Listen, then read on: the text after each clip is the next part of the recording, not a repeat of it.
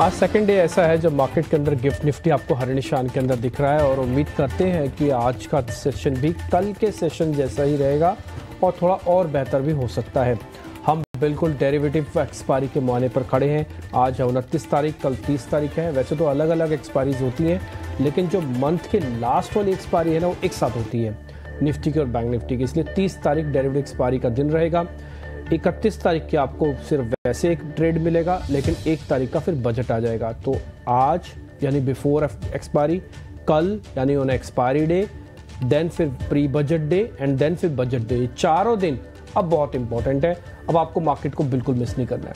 नमस्कार, मैं हूं डिम्पी कालरा, मेरे साथ मेरे दोनों सहयोगी आशीष और अभिषेक हैं। हम अगले 2.5 घंटे आपके साथ बने रहेंगे और कोशिश करेंगे कि मेहमानों को जोड़ के अपने साथ सारी चीज़ आपके सामने रखें। जैसे हमने कल भी आपसे बात की थी, हम नहीं चाहते कि आप ज़्यादा खरीदें, हम ये चाहते हैं कि आप जो खरीदें अच्छा खरीदें, साफ़ सुथरा खरीदें और उससे अच्छे पैसे बने, तनाव नहीं आए और बिना तनाव के बाज़ार में रहें। उसके लिए हमने धीरे धीरे करके सारी चीज़ें आपके सामने आज रखेंगे। हमेशा की तरह पहले 4 विंडोज़ होंगी, उस 4 विंडोज़ के अंदर आप ये चीज़ चेक कर लेंगे कि कौन से बड़े संकेत हैं। जैसे पहला हमेशा ग्लोबल मार्केट्स का होता है, वहाँ पे फिर से तेज़ी बनी है नैस्डैक में करीब 400 अंकों की। ध्यान रखिए, इससे एक दिन पहले तेज़ गिरावट भी हुई थी नैस्डैक में ही, इसलिए नैस्डैक के लेवल बकायदा ऊपर स्क्रीन पर हमने लिखे हैं। और एक चीज़ का और भी ध्यान रखिएगा, ज़रूरी नहीं है कि यूएस मार्केट्स चले तभी आपके मार्केट चलेंगे। पिछले 3 महीने में डीकपलिंग हुई है, यानी कि अक्टूबर से हम लगातार टूटने शुरू हुए हैं। और ध्यान रखिएगा, अक्टूबर के मंथ में ही डोनाल्ड ट्रंप का चुनाव हुआ था, वहाँ से यूएस मार्केट्स नहीं गिरे थे। अगर अब ये रिवर्सल होता है तो ये भारत के लिए एक लेवल के लिए अच्छा भी हो सकता है कि जो पैसा भारत से या किसी और देश से निकल कर अपने अपने देशों में गया, वो वापस से उन्हीं देशों में आ सकता है। मैं इसकी प्रोबेबिलिटी की उम्मीद करता हूँ। 18वें दिन लगातार एफआईएस की बिकवाली है कैश मार्केट में, लेकिन लॉन्ग पोजीशंस बड़ी हैं, ये बढ़कर करीब 24% हो गई। इसके बारे में भी चर्चा होगी। Bajaj auto, Colgate, MGL, SBI के मिले जुले नंबर्स आए हैं। एमजीएल के नंबर मेरे को थोड़े ठीक लगे, मैंने कल पर्सनली देखा एमजीएल के नंबर्स को, बट मेरे को एसबीआई कार्ड्स के नंबर तो बहुत ही ख़राब लगे। देख लेंगे इसको भी, आज क्या करना है, एक्सपर्ट्स क्या राय देंगे। आईटीसी होटल्स की listing, Tata Motors, Maruti, Bajaj finance के नतीजे, ये कुछ एक और अहम ट्रिगर्स में आ गए हैं। इसके अलावा जैसे मैंने आपको बताया, डेरिवेटिव एक्सपायरी और बजट 2 ट्रिगर्स हैं। इसको हमने विंडो में नहीं डाला, बट ये दोनों की वेटेज इन चारों से आपको ज़्यादा मिलेगी, ये भी आप नोटिस करके रखिएगा। अब धीरे धीरे करके हम थोड़ा कार्यक्रम को और आगे बढ़ाते हैं। आशीषा, गुड मॉर्निंग।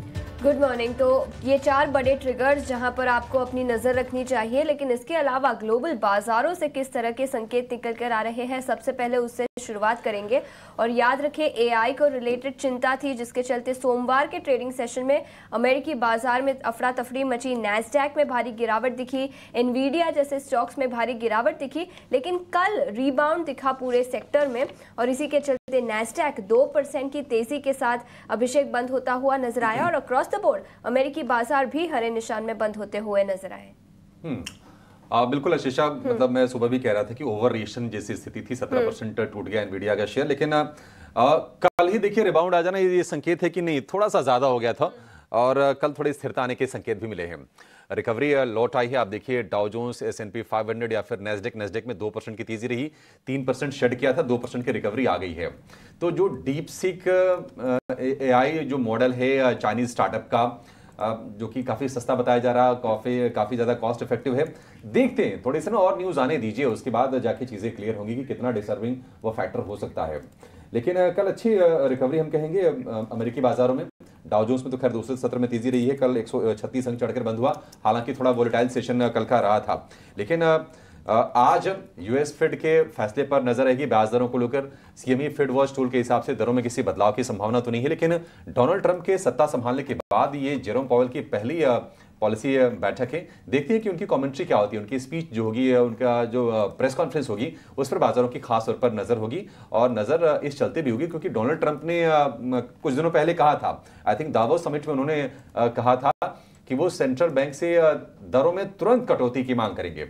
तो उनकी मांग पर कितना विचार होता है, क्या संभावनाएं हैं और आगे का आउटलुक क्या है, ये तमाम चीजें फोकस में निश्चित तौर पर रहने वाली हैं। एशिया की बात करें तो आज संकेत ज्यादा है ही नहीं, क्योंकि चाइनीज लूनर न्यू ईयर के मौके पर हम देख रहे हैं कि चाइना के बाजार बंद हैं, कोरिया के बाजार भी बंद हैं, इसके अलावा ताइवान, हांगकांग, ये सारे के सारे बाजार बंद हैं। हाँ, जापान का मार्केट खुला है। 3 सत्र की थोड़ी सी वहां पर गिरावट हुई थी, लेकिन आज निकेई में भी हम तेजी देख रहे हैं, करीब 150-200 अंकों के आसपास की मजबूती हम निकेई में देख रहे हैं। अगर हम गोल्ड की बात करें, गोल्ड में थोड़ा सा रिबाउंड आया है, क्योंकि वहां पर हमने देखा कि टेक्नोलॉजी स्टॉक्स टूटे थे, धड़ाम हुए थे, तो थोड़ा सा पोजीशन शिफ्ट हुई होगी सेफर एसेट्स की तरफ में। तो गोल्ड फिर से $2770 के पार है, कोई दिक्कत की बात नहीं है। क्रूड थोड़ा संभला है, लेकिन ज्यादा कोई तेजी नहीं आई है। $77 तक गिरा था, 9 जनवरी के निचले स्तर पर भाव चले गए थे, वहां से थोड़ी सी बाइक जरूर आई है और प्राइसेस हो गए हैं $77.5 के आसपास के। अमेरिका में अगर हम 10 ईयर के बॉन्ड यील्ड की बात करें तो वहां से एक कह सकते हैं कि एक कुशन वाला फैक्टर बाजार के लिए जरूर है, क्योंकि 4.5% के बेहद करीब आ गए हैं 10 ईयर की बॉन्ड यील्ड।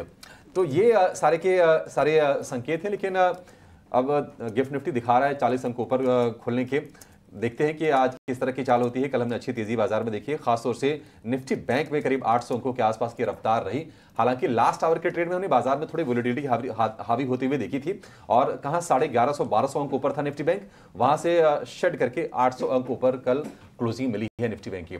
लेकिन एक टेंशन बाजारों को है और वो परेशान कर भी रही है।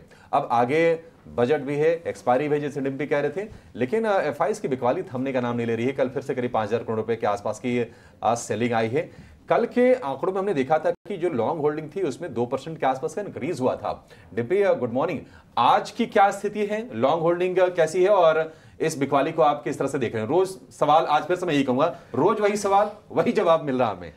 नहीं, थोड़ा सा मैं जवाब को चेंज कर देता हूँ, क्योंकि डाटा थोड़ा सा चेंज हुआ है। पिछले एक हफ्ते में धीरे धीरे करके ये एफआईज की जो लॉन्ग होल्डिंग्स है ये करीब 15 से अब 24 हो चुकी है। कहने का मेरे मतलब है, कई बार क्या होता है कि आप यूफोरिया में हम देख रहे होते हैं, लेकिन अंदर खाने कुछ चीज़ें ठीक भी हो रही होती है ना। तो कुछ मैं ये बोलूँगा कि एफआईज ठीक है, कैश में बेच रहे हैं। अब तकरीब 80,000 करोड़ रुपए का माल इस सीरीज़ में, यानी कि जैन मंथ में उन्होंने बेच दिया, और इससे पहले लगातार 3 महीने से वो सेल कर रहे हैं। अक्टूबर में 1 लाख प्लस करोड़ का उन्होंने सेलिंग था। तो मैं ये कहता हूँ कि अभी भी कैश में सेलिंग हो रही है, बट फ्यूचर्स में करीब 24% की लॉन्ग पोजीशंस हो चुकी हैं। ये अच्छा साइन तो है, और इवेंट से पहले हो रहा है, ये और अच्छा साइन है। तो थोड़ा सा रिलीफ मैं कह सकता हूँ कि मार्केट के पास आ गया है। एफआईज की थोड़ी लॉन्ग पोजीशंस बनी है, और ये मैं इसलिए बोल रहा हूँ क्योंकि 3 दिन बैक टू बैक 2% का गेन आया। इससे पहले हम 18 थे, फिर सीधा 20 हुए, फिर सीधा 22 हुए, अब सीधा 24 हुए। तो 2% का गेन आ रहा है। ये 2% के गेन से ये बात साफ समझ में आ रही है कि पैनिक नहीं है और एग्रेशन तो नहीं है, बट हाँ स्ट्रेटजिकली प्लेसमेंट ज़रूर हो रही हैं। मैं आपको इसका एक एग्जाम्पल बताऊँ। अगर आप निफ्टी आईटी का इंडेक्स देखेंगे, अभी मेरे को किसी ने भेजा बकायदा वो, तो मैं निफ्टी आईटी के इंडेक्स में 200 दिनों की एवरेज को पार कर लिया। एक बार आप जरा दिखाइएगा निफ्टी का आईटी इंडेक्स, इसने 200 दिनों की एवरेज को पार किया है, और ये बहुत इंपॉर्टेंट चीज़ है। हाँ, जो उन्होंने मेरे को अभी तक भेजा, मैं उसी की बेसिस पे बता रहा हूँ। कुछ और पॉइंट्स भी मैं आगे चल के बता देता हूँ। अब जैसे मैं एफआईज की लॉन्ग होल्डिंग आपको बता रहा हूँ, रिटेल के पास अभी भी खचाखच माल भरा हुआ है 71%। मैं आपको 2 पॉइंट और बता देता हूँ इसी एफआईज के अंदर। अगर बजट अच्छा आया, हाइपोथेटिकल सिचुएशन, अगर बजट अच्छा आया, मेरा ऐसा मानना है कि रिटेल की पोजीशंस थोड़ी कम हो जाएगी। कम कैसे होगी? 20% के आसपास कम हो सकती है, ये 51% तक आ सकते हैं अगर बाजार थोड़ा भी चला बजट के आसपास, या बजट से थोड़ा पहले भी। जरूरी नहीं कि on the day of budget ही होगा, बजट से थोड़ा पहले भी, यानी कि 2-3 सेशन जो भी बचे हुए हैं। तो ये करीब 60 से 50% की रेंज में अगर आ जाता है तो it's a very good sign. देखो, मार्केट के अंदर जरूरी नहीं है कि सभी लोगों को बने रहना है, कुछ लोगों को निकलना भी है, उनकी अपनी मजबूरियां हैं, उनके अपने पैसे की रिक्वायरमेंट है, उनको कुछ एवरेज की हुई हैं, उनको अपने एवरेज के वो माल भी निकालना पड़ेगा। तो मैं एक्सपेक्ट करता हूं कि रिटेल में अगर ऐसा होता है तो ये बहुत अच्छा साइन होगा। और ट्रस्ट में पोस्ट बजट, अगर बजट अच्छा रहता है, रिटेल थोड़ी पोजीशंस को कम कर ले अपनी, उसके अंदर हफ्ता भर कम से कम आप मार्केट को और बढ़िया तरीके से चलते हुए देखेंगे। उसके अंदर एफआई इंस्टीट्यूशनल्स की बाइंग अगर आ जाए तो फिर सोने पे सुहागा है, आप ऐसे सोच लीजिएगा। एक और चीज़, DIs की होल्डिंग करीब 55% के आसपास है, तो ये भी एक अच्छा साइन है कि 55% का लॉन्ग पोजीशंस अभी भी DIs ने रखी है। मैं फिर से सम अप कर देता हूँ, DIs अपनी जगह पे बिल्कुल ठीक है, जितना माल उनको लेके रखना चाहिए उतना माल उन्होंने लेके रखा हुआ है लॉन्ग साइड पे, और इनसे कोई शिकायत नहीं, कोई गिला शिकवा नहीं, और मैं बोलूँगा कि DIs ठीक है इस जगह। थोड़ी बहुत जो प्रॉब्लम है या मैं बोलूँगा इनबैलेंस्ड नेचर है, वो FIs की होल्डिंग अत्यंत कम है और रिटेल के पास अत्यंत माल ज़्यादा है, तो थोड़ा थोड़ा यहाँ पे चेक एंड बैलेंस हो जाए तो फिर ये बॉटमिंग फॉर्मेशन है ना, ये हो जाएगा। जो आपने क्वेश्चन पूछा है कि बाजार यहाँ पे रुक सकता है क्या, तो मैं बोलूँगा कि हाँ, FIs की डाटा पे बोल दूंगा कि रुक जाएगा। एक और चीज़ मेरे को और अच्छी लग रही है, जैसे मैंने आपको स्टार्टिंग में बताया, आप तीसरा नहीं अभी चौथा महीना कंप्लीट करने जा रहे हैं जब FIs की मेजर सेलिंग हुई है। इतने भी बुरा नहीं है इंडिया और इतना भी बुरा नहीं है भारतीय बाजार, अभी भी हम सबसे ज़्यादा बढ़ने वाली मार्केट्स में से एक है इकोनॉमी के पॉइंट ऑफ व्यू से भी। तो मेरे को लगता है कि FIs झक मार के वापस ज़रूर आएगा, इंडिया में आएगा, लेकिन थोड़ा वेट एंड वॉच करके आएगा। वो अभी सैर पे है, घूमने दो, इंडिया उसकी नज़र में हमेशा रहेगा, आगे भी था आज भी है, बस थोड़ा सा उनकी होल्डिंग्स और बढ़ जाएगी तो आपको अच्छा भी लगेगा, आपको फील भी होगा। ये शॉर्ट कवरिंग ना थोड़ी थोड़ी आई भी है।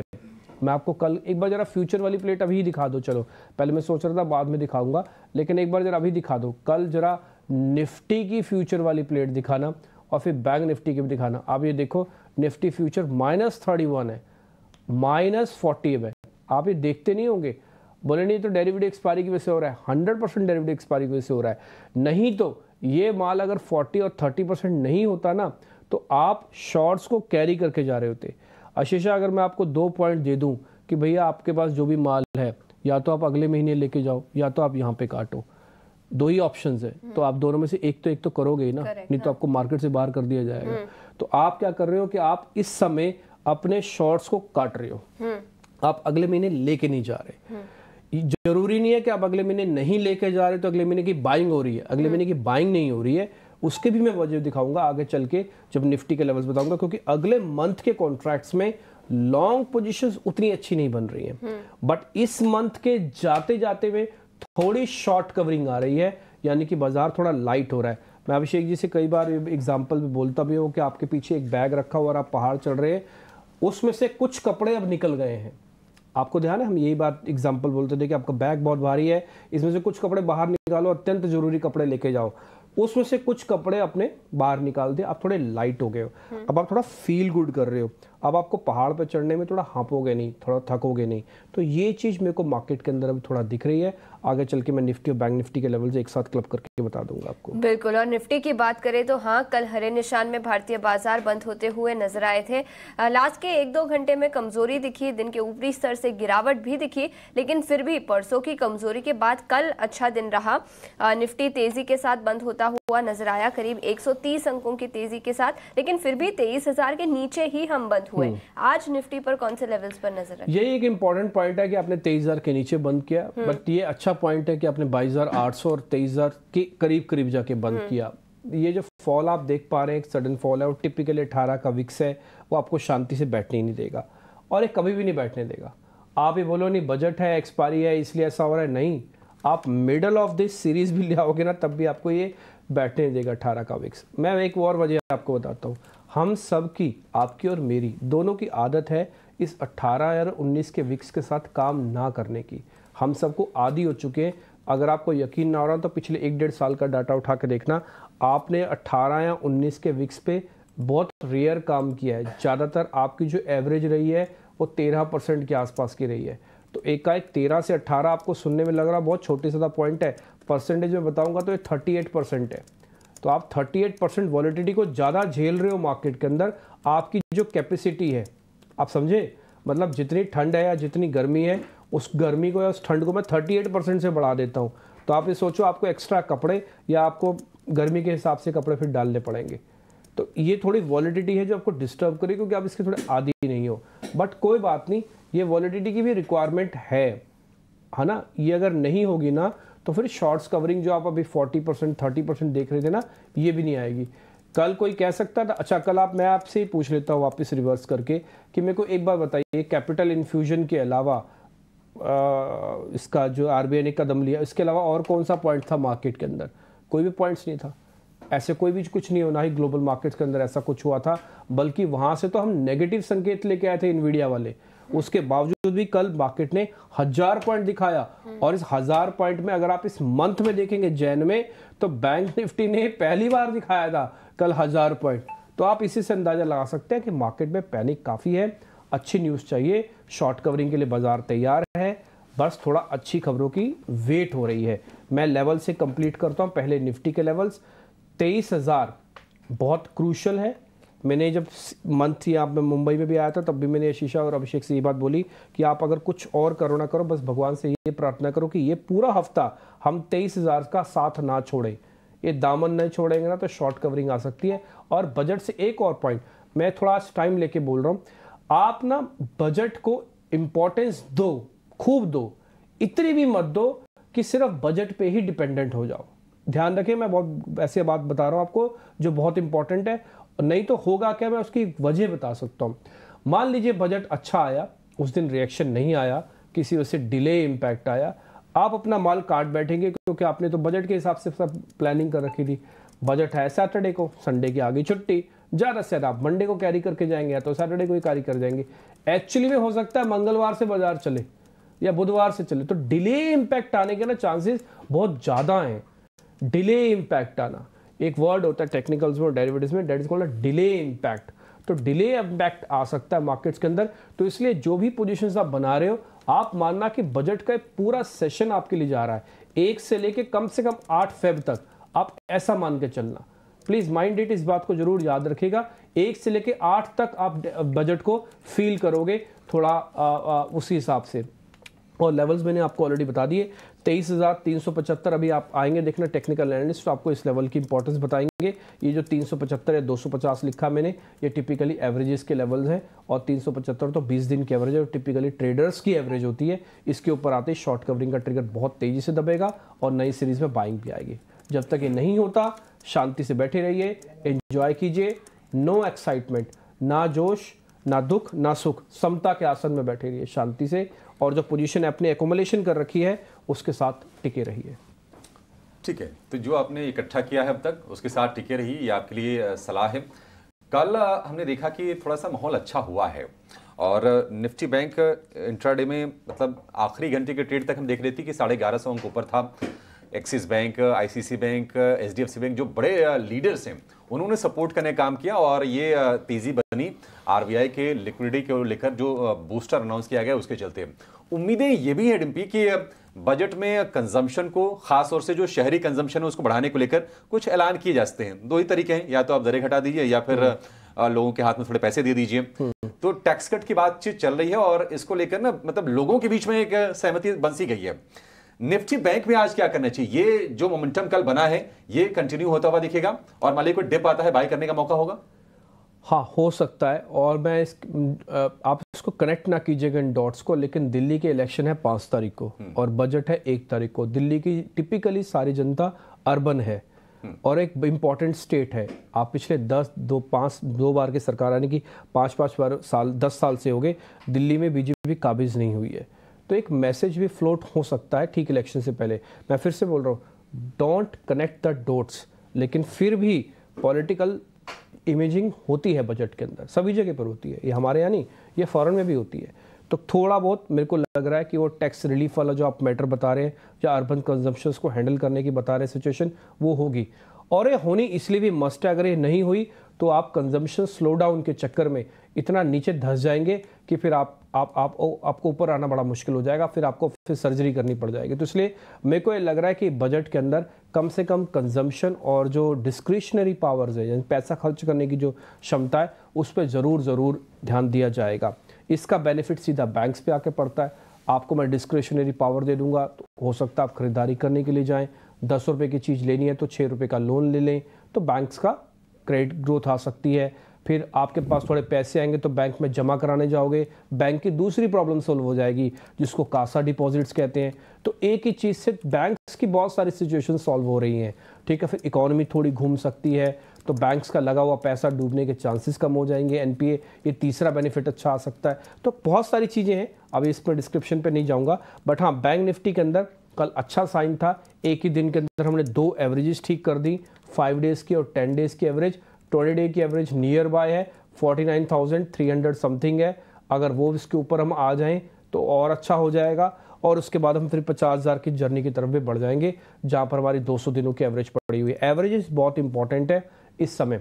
रही बात शॉर्ट कवरिंग की, यस काफ़ी अच्छी शॉर्ट कवरिंग हुई है। अगले मंथ के मैंने कॉन्ट्रैक्ट भी चेक किए हैं, लॉन्ग पोजीशंस थोड़ी कम बन रही है। एक और पॉइंट के साथ मैं कंप्लीट करूंगा, वह रोल ओवर का डाटा। आप इस बार मैं चलो आपको बता ही देता हूँ, इस बार का जो रोल ओवर चल रहा है ना, वैसे ठीक है।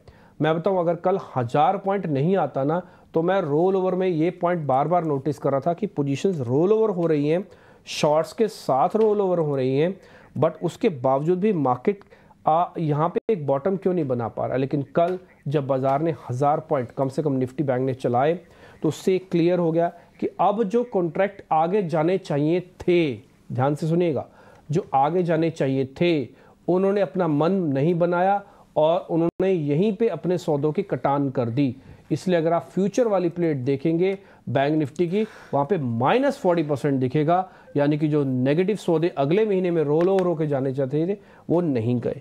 तो ये बहुत टेक्निकल चीज़ें आपको बता रहा हूँ। आपको लग रहा होगा कि मैं थोड़ा बोर कर रहा हूँ, बट बोर नहीं, थोड़ा से पॉइंट बड़े इंपॉर्टेंट है और ये सारे के सारी चीज़ें आपको थोड़ा ध्यान रखनी होगी। आगे जैसे जैसे कुछ भी चलेगा हम आपको बताते रहेंगे। एक और चीज़ है, इंडिया विक्स 13 से 18 हुआ है। अब इंडिया विक्स 18 से या तो 22 होगा या तो 18 से 13 वापस होगा। तो आप अगले 10 दिन एक्सट्रीम वॉलेटाइल सेशंस के लिए तैयार रहिएगा। बजट अच्छा या बुरा ये 1 घंटे में या 4 घंटे में तय नहीं होगा। मैं आपको बता देता हूँ फिर से, आप इस बात को कोट अनकोट करके रख लीजिएगा।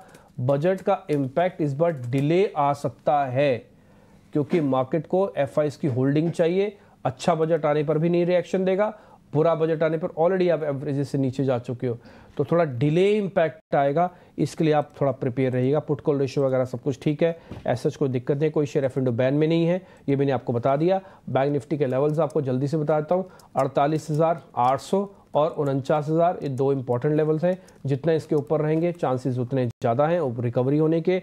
49,500, 49,800 आपके टारगेट्स बनेंगे। और अगर आप नीचे वापस जाते हैं तो 48,800, 48,500 के नीचे जाने पर ही आप वापस से खराब होंगे, अदरवाइज अब नहीं होंगे। आपके पैनिक बॉटम बन गए क्या? उसका जवाब है हाँ। एक किस्म से मैं बोलूँगा हाँ है, एक किस्म से हाँ है। रचित खंडेलवाल इस बीच मेरे साथ जुड़ चुके हैं। आज के मेहमान धीरे धीरे करके और मेहमान भी जुड़ जाएंगे, सबको कार्यक्रम में जोड़ते आएंगे। रचित भाई बहुत शुक्रिया, थैंक यू वेरी मच समय देने के लिए। जितने भी हमने पॉइंट्स रखे, हालांकि बोलने के लिए बहुत कुछ होता है, बट जितने भी पॉइंट्स हम रख पाएँ उससे अगर आप एग्री करते हैं तो ज़रा बताइएगा यस। और दूसरा, उसमें अगर वैल्यू एडिशन करना है तो वो भी आप कर सकते हैं। निफ्टी बैंक निफ्टी पे आपका outlook sir. Good morning. Good morning sir, studio में सभी को गुड मॉर्निंग, सारे दर्शकों को good morning and as always thank you for having me here. Back stage पे हमेशा जब भी आपके साथ शो कर रहा होता हूं तो मैं जोड़ने की कोशिश करता हूं, क्योंकि कुछ ना कुछ क्यूज मैं आपकी कमेंट्री से भी ले लेता हूं और वो कहीं और भी काम आ जाते हैं। तो जो आपका कवरेज है वो बिल्कुल सही है सर, कि आप ये देखें कि आज एक तो फेडरल पॉलिसी आने वाली है, विक्स हाई पे है, हम बजट को अप्रोच कर रहे हैं और कल है एक्सपायरी। वॉलेटिलिटी बहुत ज्यादा रहने वाली है, ये 3 इवेंट्स बहुत ज्यादा पास पास हैं। तो कोई डायरेक्शनल मूव अभी निफ्टी में तभी दिखेगा जब आपने जो लेवल्स दिए हैं 22,800 या 23,200 इनको ब्रीच करता है, तभी कुछ डायरेक्शनल उस साइड का मूवमेंट आएगा। और बैंक निफ्टी में भी हम देखें 48,300 और 49,650, ये 2 लेवल्स हैं, अगर इनको ब्रीच करता है तो कुछ डायरेक्शनल मूव आने का अंदेशा है। अदरवाइज इसी रेंज में रह के हाई वॉलेटिलिटी का मूवमेंट आपको मार्केट में देखने को मिल सकता है। तो वोलेटिलिटी बाजार में रहेगी और वोलेटिलिटी का आप उम्मीद करके चलिए भी, क्योंकि सामने बजट खड़ा है। और उसके बाद एक तरफा अगर कोई चाल की हम बात करें, देखिए एफआईज वाला मसला बड़ा है और बजट से ये भी उम्मीद की जा रही है कि क्या सरकार कुछ ऐसे कदम लेती है जो इकोनॉमी को थोड़ा और मजबूत कर सके, और उसको देखकर फिर एफआईज भारत में अपनी वापसी करें। वापसी तो करेंगे, देखते हैं कि वो कब होती है। अभी कैश में बिकवाली का आंकड़ा दिख रहा है, लेकिन धीरे धीरे लॉन्ग होल्डिंग बढ़ रही है, ये अच्छे संकेत निश्चित तौर पर मिल रही है। लेकिन रचित जी, आप ही बताइए कि स्टॉक्स में कहां पर फोकस करना है? गुड मॉर्निंग, क्या खरीदना है आज? गुड मॉर्निंग सर, देखिए स्टॉक्स में आज मैं 2 ट्रेडिंग कॉल्स लेकर आया हूं और कुछ मैंने क्यूज अमेरिका से लिए हैं, कुछ इंडियन मार्केट से लिए हैं। तो आज का पहला ट्रेडिंग कॉल जो होगा OFSS, इसमें आप देखें कि आपके चैनल के माध्यम से ही एक मॉर्निंग शो में हमने 10,000 में इस पे एक सेल कॉल दिया था और 9200 के लेवल्स हमने रजिस्टर करवाए थे। अब वो लेवल्स आ गए हैं, यहां से एक रिवर्सल दिख रहा है 8800 के 8800 के स्टॉप लॉस के साथ और 9800 के टारगेट के लिए आप इसमें ट्रेड रजिस्टर कर सकते हैं। ये तो हो गई यूएस साइड की कॉल, और इंडिया साइड की कॉल हमारी रहेगी भेल। अच्छे नंबर्स हैं, स्टॉक अच्छा परफॉर्म करना चाहिए। आप इसमें 178 के स्टॉप लॉस के साथ 204 के टारगेट के लिए आज एक ट्रेड इनिशिएट कर सकते हैं।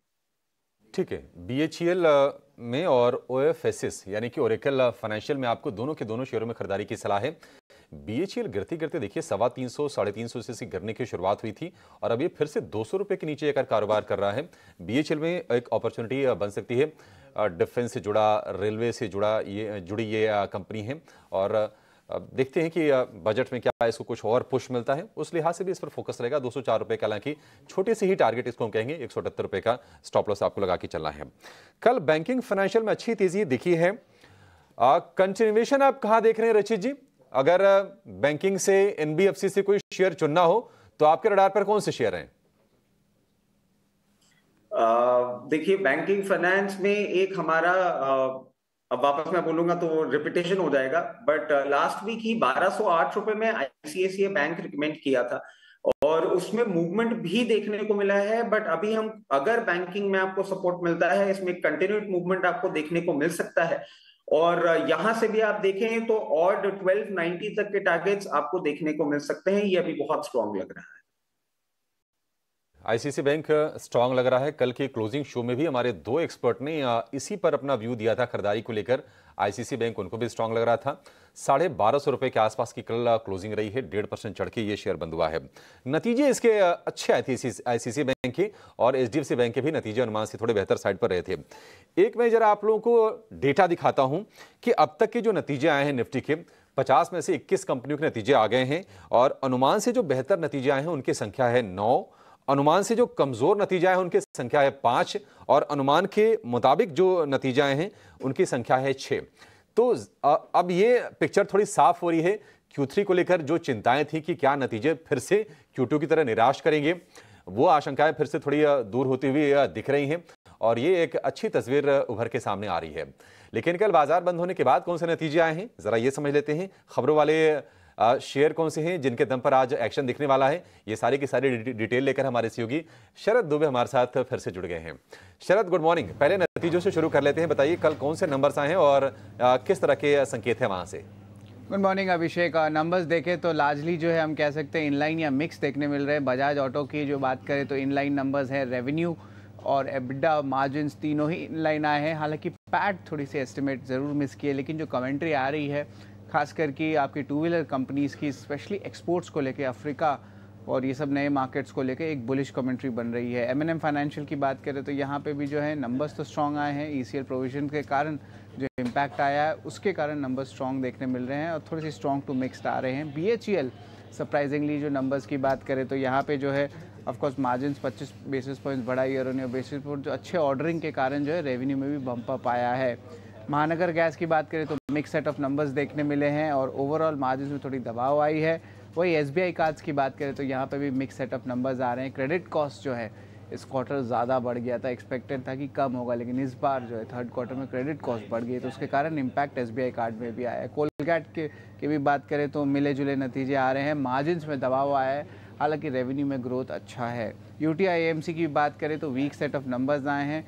यहाँ पे यील्ड कंप्रेशन के जो इम्पैक्ट है उनके मार्जिन्स में भी देखने मिल रहा है। तो largely most of the numbers inline, mixed या वीक के साइड में ही आए हैं। स्ट्रॉन्ग सुपर नंबर्स जो है उतने ज़्यादा आज नहीं देखने मिले हैं across the board, mid cap ले लीजिए या स्मॉल कैप। तो ये आपका लिस्ट है जहाँ पे आज एक्शन देखने मिल सकता है इन स्टॉक्स में। ठीक है, तो ये नतीजे आप देखिए, मजबूत नतीजे M&M फाइनेंशियल के, सिरमा SGS, सुजलॉन के, मिले जुले बजाज ऑटो, महानगर gas, SBI cards, Piramal pharma. और कमजोर अगर हम नतीजों की बात करें, एक्साइड, जेम फाइनेंशियल, ये कुछ नतीजे हैं जो कमजोर नतीजों वाली सूची में। तो लंबी लिस्ट है, हम एक एक करके आगे अपने एक्सपर्ट से इस पर व्यू भी लेंगे। लेकिन शरद ये बताइए कि स्टॉक्स इन न्यूज आज एक्शन कहां दिखने वाला है? जी बिल्कुल, स्टॉक्स न्यूज़ में सबसे पहला एक्शन जो है आईटीसी की आम आईटीसी होटल्स की लिस्टिंग में देखने वाला है। आज जो है लिस्टिंग होने वाली है। डोमेस्टिक ब्रोकिंग हाउस का जो रेंज जो है हमने चेक किया, लगभग 140 से 200 रुपये प्रति शेयर जो है एक्सपेक्टेड है आईटीसी होटल्स का लिस्टिंग होगा। और एक चीज़ और याद रखिए, जो आपका जो कॉस्टिंग बैठता है आईटीसी होटल्स का, तो वो जो है लगभग अगर आप 100 शेयर बाई किए हैं तो 86% जो कॉस्टिंग आईटीसी में जाएगा और 14% जो कॉस्टिंग है वो आपका आईटीसी होटल्स में जाएगा। ये टैक्स पर्पस के लिए था, ये कल ही जो है एनएससी ने बता दिया था। टीवीएस मोटर का रिजल्ट्स तो आ गया था, लेकिन कौन कॉल हुई थी मार्केट आज के बाद, और 4 अहम बात सामने आती है वहाँ से। सबसे पहला है कि वो एक्सपेक्ट करें जो ईवी सेगमेंट है 3 व्हीलर कैटेगरी का, वो आने वाले महीने में बहुत ज़्यादा ग्रो कर सकता है। रूरल ग्रोथ जो है अर्बन ग्रोथ से ज़्यादा हुई है। और इम्पॉर्टेंटली जो रिटेल जो ग्रोथ आ रही है मार्केट्स की, वो अफ्रीका में और श्रीलंका में जो है खुले जा रहा है, तो ये एक टाइप से पॉजिटिव है। अगर एक्सपोर्ट्स की बात करें तो 361 वेल्थ एसेट मैनेजमेंट, यहाँ पे जो है कल स्टॉक में जो है सेलिंग प्रेशर देखने मिला। मार्केट आज के बाद कंपनी ने एक्सचेंज फाइलिंग में उन्होंने कहा कि आईटी डिपार्टमेंट द्वारा जो है सर्च प्रोसीडियर इनिशिएट हुए उनके रजिस्टर्ड ऑफिसेज मुंबई में, लेकिन कंपनी ने ये भी कहा कि बिजनेस ऑपरेशंस जो है नॉर्मल चल रहे हैं। NTPC, Tata power, JSW energy, power producer stocks पे जो है थोड़ी नेगेटिव न्यूज़ फ्लो आ रही है। रिपोर्ट सजेस्ट कर रही है कि पावर प्रोड्यूसर्स को लगभग 1000 करोड़ रुपए का लॉस आ सकता है, क्योंकि जो सीआरसी है, जो रेगुलेटरी अथॉरिटी, उन्होंने जो है प्लांट शुरू होने के पहले पेमेंट जो है उसको रोक दिया गया है। तो इसके कारण जो है मीडिया रिपोर्ट्स आ रही है कि पावर प्रोड्यूसर्स को लॉसेस देखने मिल सकते हैं। इसके अलावा होम फर्स्ट फाइनेंस की बात करें तो बोर्ड की मंजूरी आ गई है। 1250 करोड़ रुपए वो रेज करेंगे क्यूआईपी के जरिए। और आखिर में जेएसडब्ल्यू इंफ्रा पे भी नज़र रहेगी। आंकड़े की बात करें तो largely inline set of numbers है, लेकिन इंपॉर्टेंटली जो गाइडेंस है उन्होंने कैपेक्स का वो बढ़ा दिया गया है, उसको 30,000 करोड़ से बढ़ा के लगभग 39,000 करोड़ तक कर दिया गया है। तो ये एक इम्पॉर्टेंट डेवलपमेंट है जिस पे आपकी नज़र होनी चाहिए।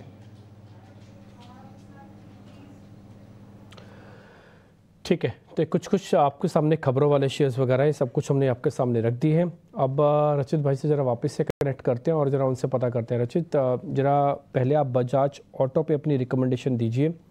नंबर्स जो आए हैं एक बार स्क्रीन पर आपके आ जाएंगे। बजाज ऑटो, आपका क्या ट्रेड बनता है आज? कुछ करोगे ट्रेड आप इसमें? देखिए, बजाज ऑटो में आपको अराउंड 8% जो बॉटम लाइन और टॉप लाइन ग्रोथ है वो रजिस्टर होती हुई दिखी है।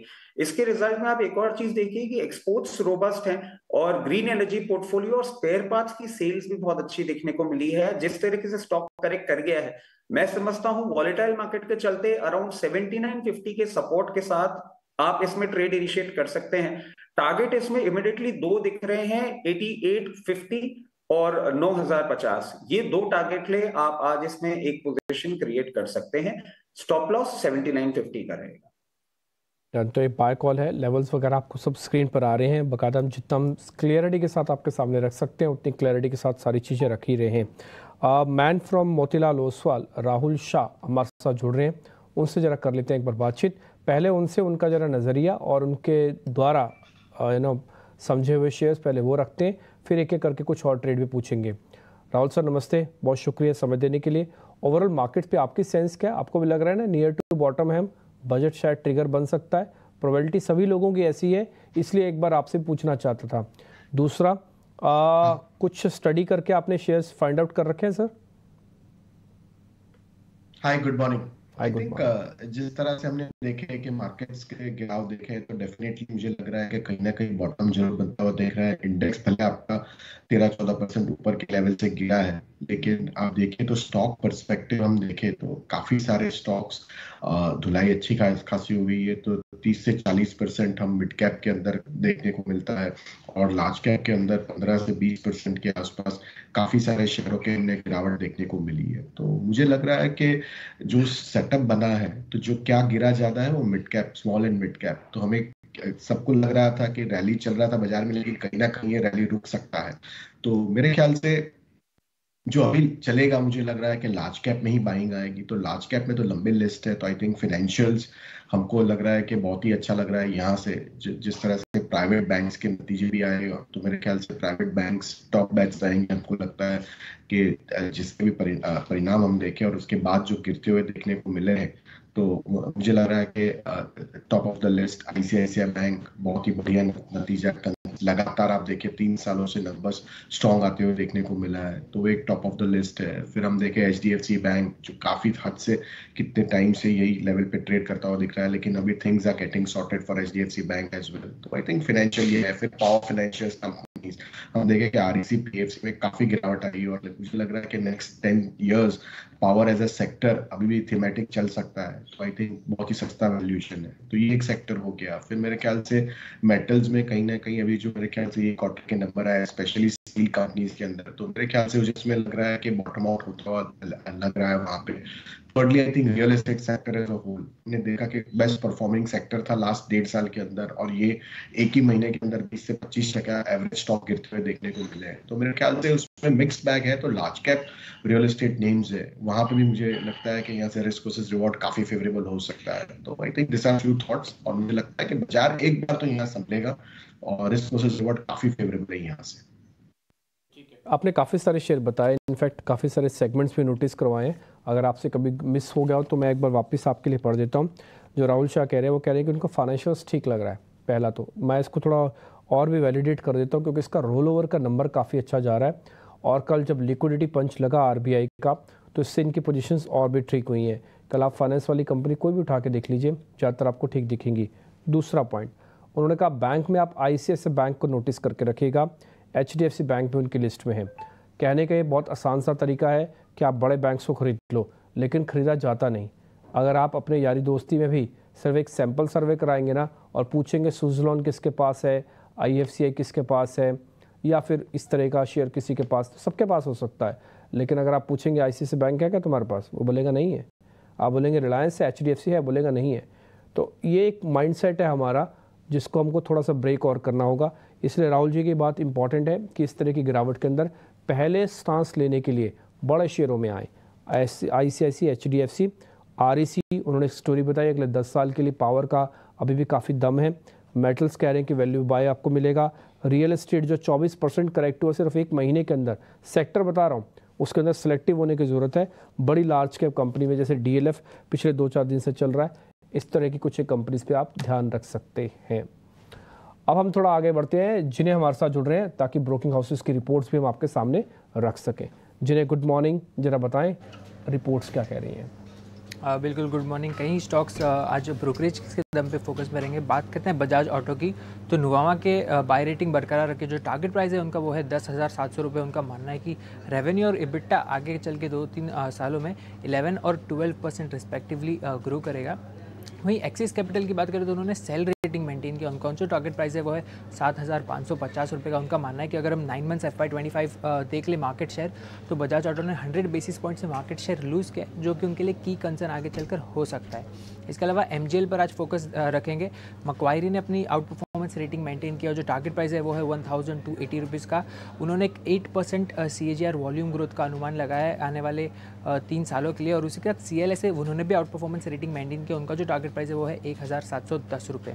IGL होगा दूसरा स्टॉक जिस पर आज हम फोकस करेंगे। जेफरीज ने अपग्रेड किया है बाय रेटिंग पे, और जो टारगेट प्राइस है उसको क्या है 505 रुपये का। उनका मानना है कि जो EPS ग्रोथ है आगे चलकर वो एक 52 से 55% हमें नज़र आ सकता है FY26 से FY27 के लिए। इसके अलावा जो वॉल्यूम ग्रोथ आउटलुक है वो भी अच्छा होता हुआ नज़र आ रहा है।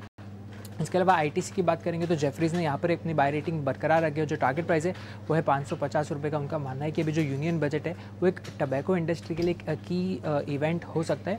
इसके अलावा अगर हम PS से कंपेयर करेंगे तो एक 45 से 50% के डिस्काउंट पर ट्रेड कर रहा है, जिसकी वजह से उनको ये पसंद आ रहा है। और लास्टली M&M फाइनेंशियल्स पे बात करेंगे तो नुवामा ने अपनी होल्ड रेटिंग बरकरार रखी है। टारगेट प्राइस है 280 रुपये। इनका मानना है कि जो AUM ग्रोथ है कंपनी के आगे चलकर मिड से हाई टीन्स हमें देखने नज़र आ सकती है। हालांकि जो क्रेडिट कॉस्ट होगा वो एक वोलेटाइल नज़र आएगा M&M फाइनेंशियल्स के लिए। और बात करेंगे SBI कार्ड्स की, तो नुवामा की रिपोर्ट है, यहाँ पे उन्होंने बाय रेटिंग बरकरार रखी है। जो टारगेट प्राइस है वो है 885 का। उनका मानना है कि SBI कार्ड्स अगर RBI आगे चल के रेपो रेट में कट करती है तो SBI कार्ड्स के लिए एक पॉजिटिव निकल कर आ सकता है। ठीक है, तो ये सारी ब्रोकिंग हाउसेस की रिपोर्ट्स आपके सामने जिन्होंने रख दी हैं। एक छोटा सा ब्रेक लेने का। अभिषेक बोल रहा हूँ। बजाज ऑटो से शुरू कर लेते हैं और नतीजे इसके आए हैं मिले जुले। और अगर हम रेवेन्यू की बात करें करीब 6% के आसपास का उसमें उछाल है। प्रॉफिट 3% बढ़ी है। मार्जिन मार्जिनली इम्प्रूव हुई है। हमने देखा है कि सिर्फ 9 बेसिस पॉइंट का इंप्रूवमेंट है। और शेयर को हमने सितंबर से लगातार गिरते हुए देखा, 12,500 वाला शेयर गिर के 8,500 के नीचे आ गया। नतीजे आपको कैसे लग रहे हैं और आज क्या सलाह देंगे आप?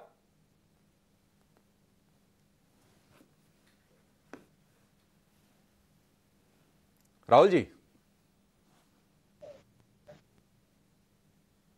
या पूरा ऑटो एज अ पैक देखे तो हमने देखा कि लास्ट 4 महीने से लगातार सेलिंग देखने को मिली है। और मेरे ख्याल से ये जो कंज्यूमर डिस्क्रिशनरी डिमांड की बात करते हैं उसमें मेरे ख्याल से थोड़ा हिट हुआ देखने को लगा है। उसी पीछे हमने देखा है कि बजाज ऑटो या काफी सारे 2 व्हीलर स्टॉक, हीरो होंडा, सब में हमने सेलिंग देखने को मिला है।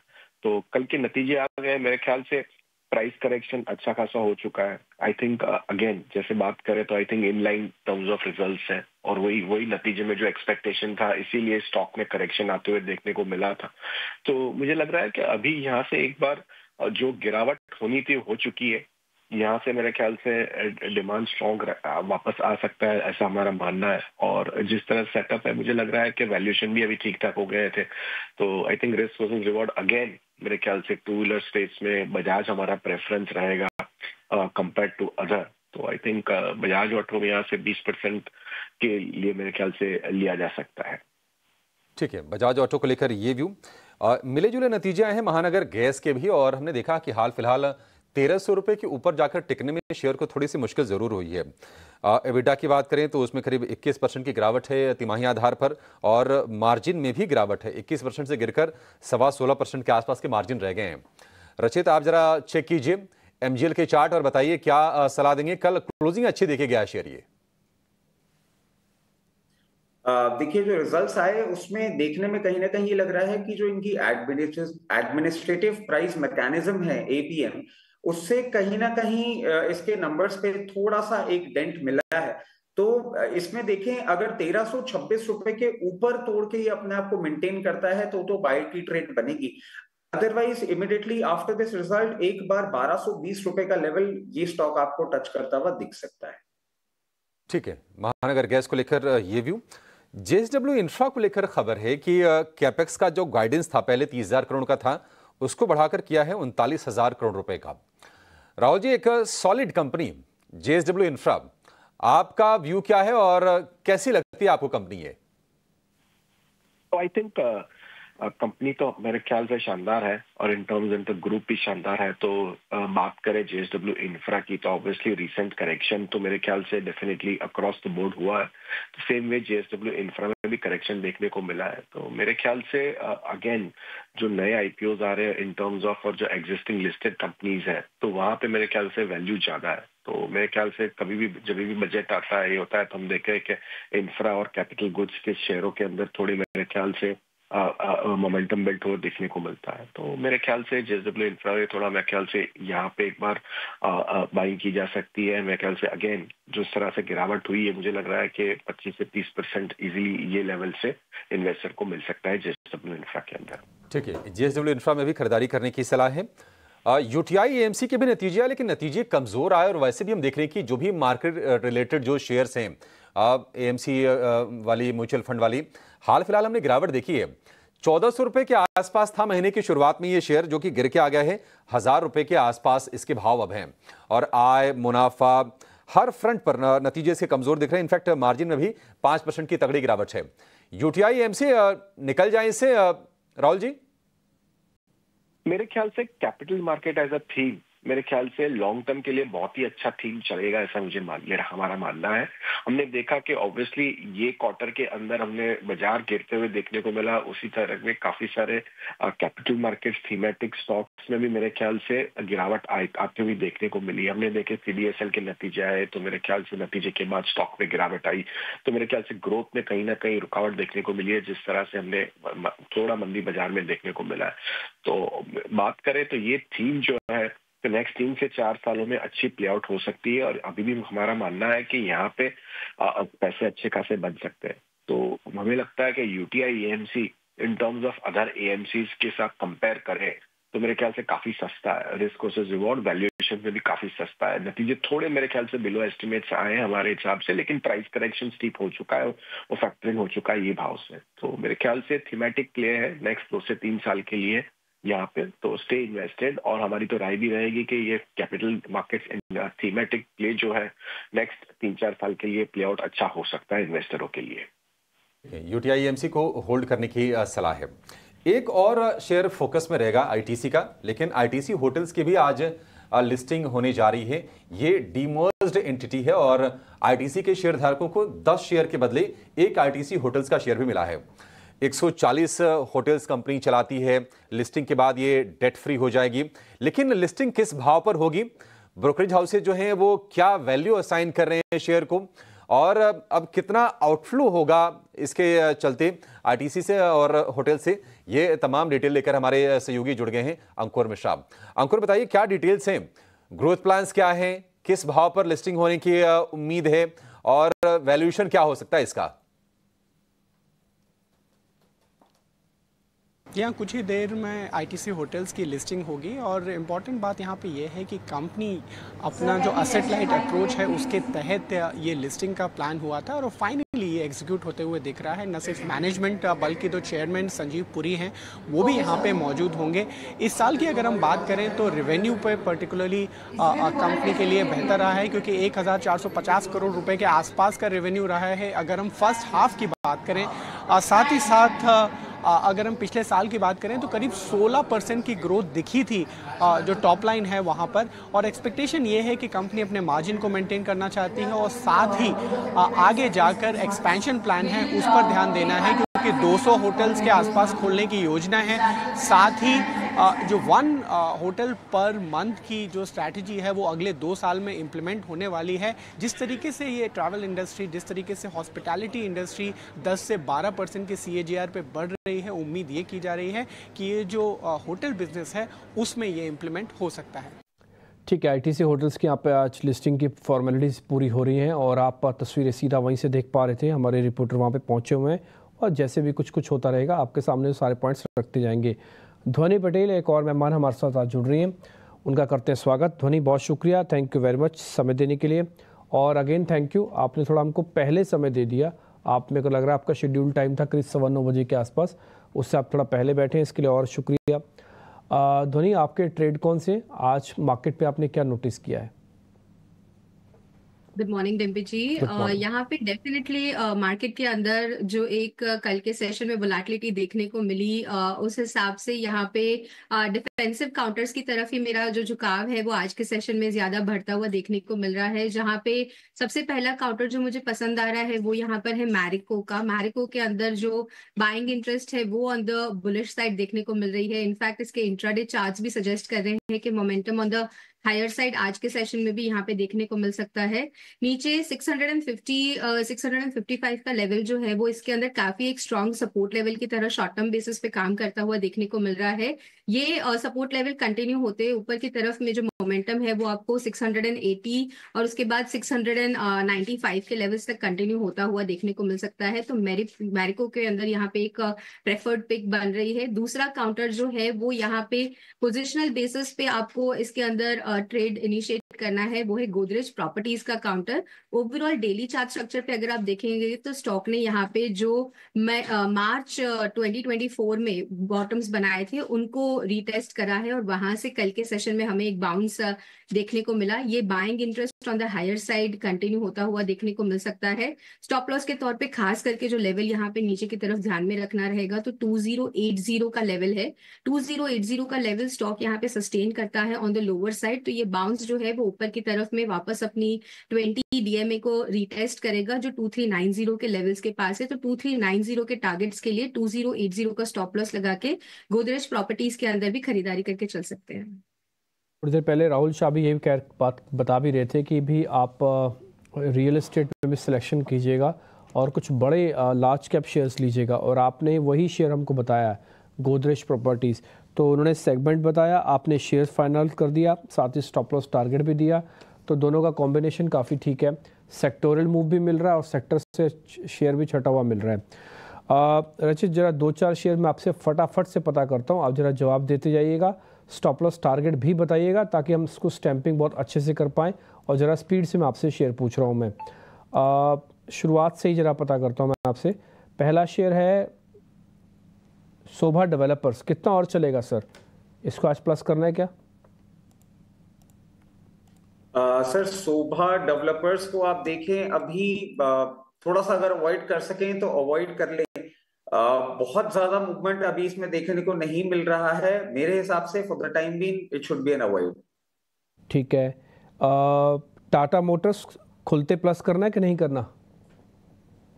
टाटा मोटर्स आज रिजल्ट्स आने वाले हैं और आप देखें अपने 52 हफ्ते के लो के आसपास चल रहा है। कल आपके शो में भी हमने बात करी थी, इंटरेस्ट रेट सेंसिटिव, थोड़ा सा मूवमेंट करेंगे। ऑटो सेक्टर एक रिवर्सल दिखा सकता है। थोड़ा सा चांस लेना चाहें तो बिल्कुल खरीद सकते हैं, एक डिसेंट अपसाइड देखने को मिल सकता है। आज भी क्या सरकारी बैंक चलेंगे? स्पेशली बैंक ऑफ इंडिया 2 दिन से चल रहा है, और चलेगा क्या? सरकारी बैंक में कहीं ना कहीं एक ट्रेंड रिवर्सल देखने को मिल तो रहा है, बट एक बार मार्केट ओपन हो जाए और बैंक निफ्टी से आपको अगर कहीं सपोर्ट आता हुआ दिखे तो इसमें हाथ डालिएगा, otherwise for the time being थोड़ा सा दूर रहिएगा। ठीक है, वेट एंड वॉच की स्टैंप लगा दो। जो भी सर आप बाय कॉल देंगे ना, उसका स्टॉप लॉस टारगेट भी दे दीजिएगा।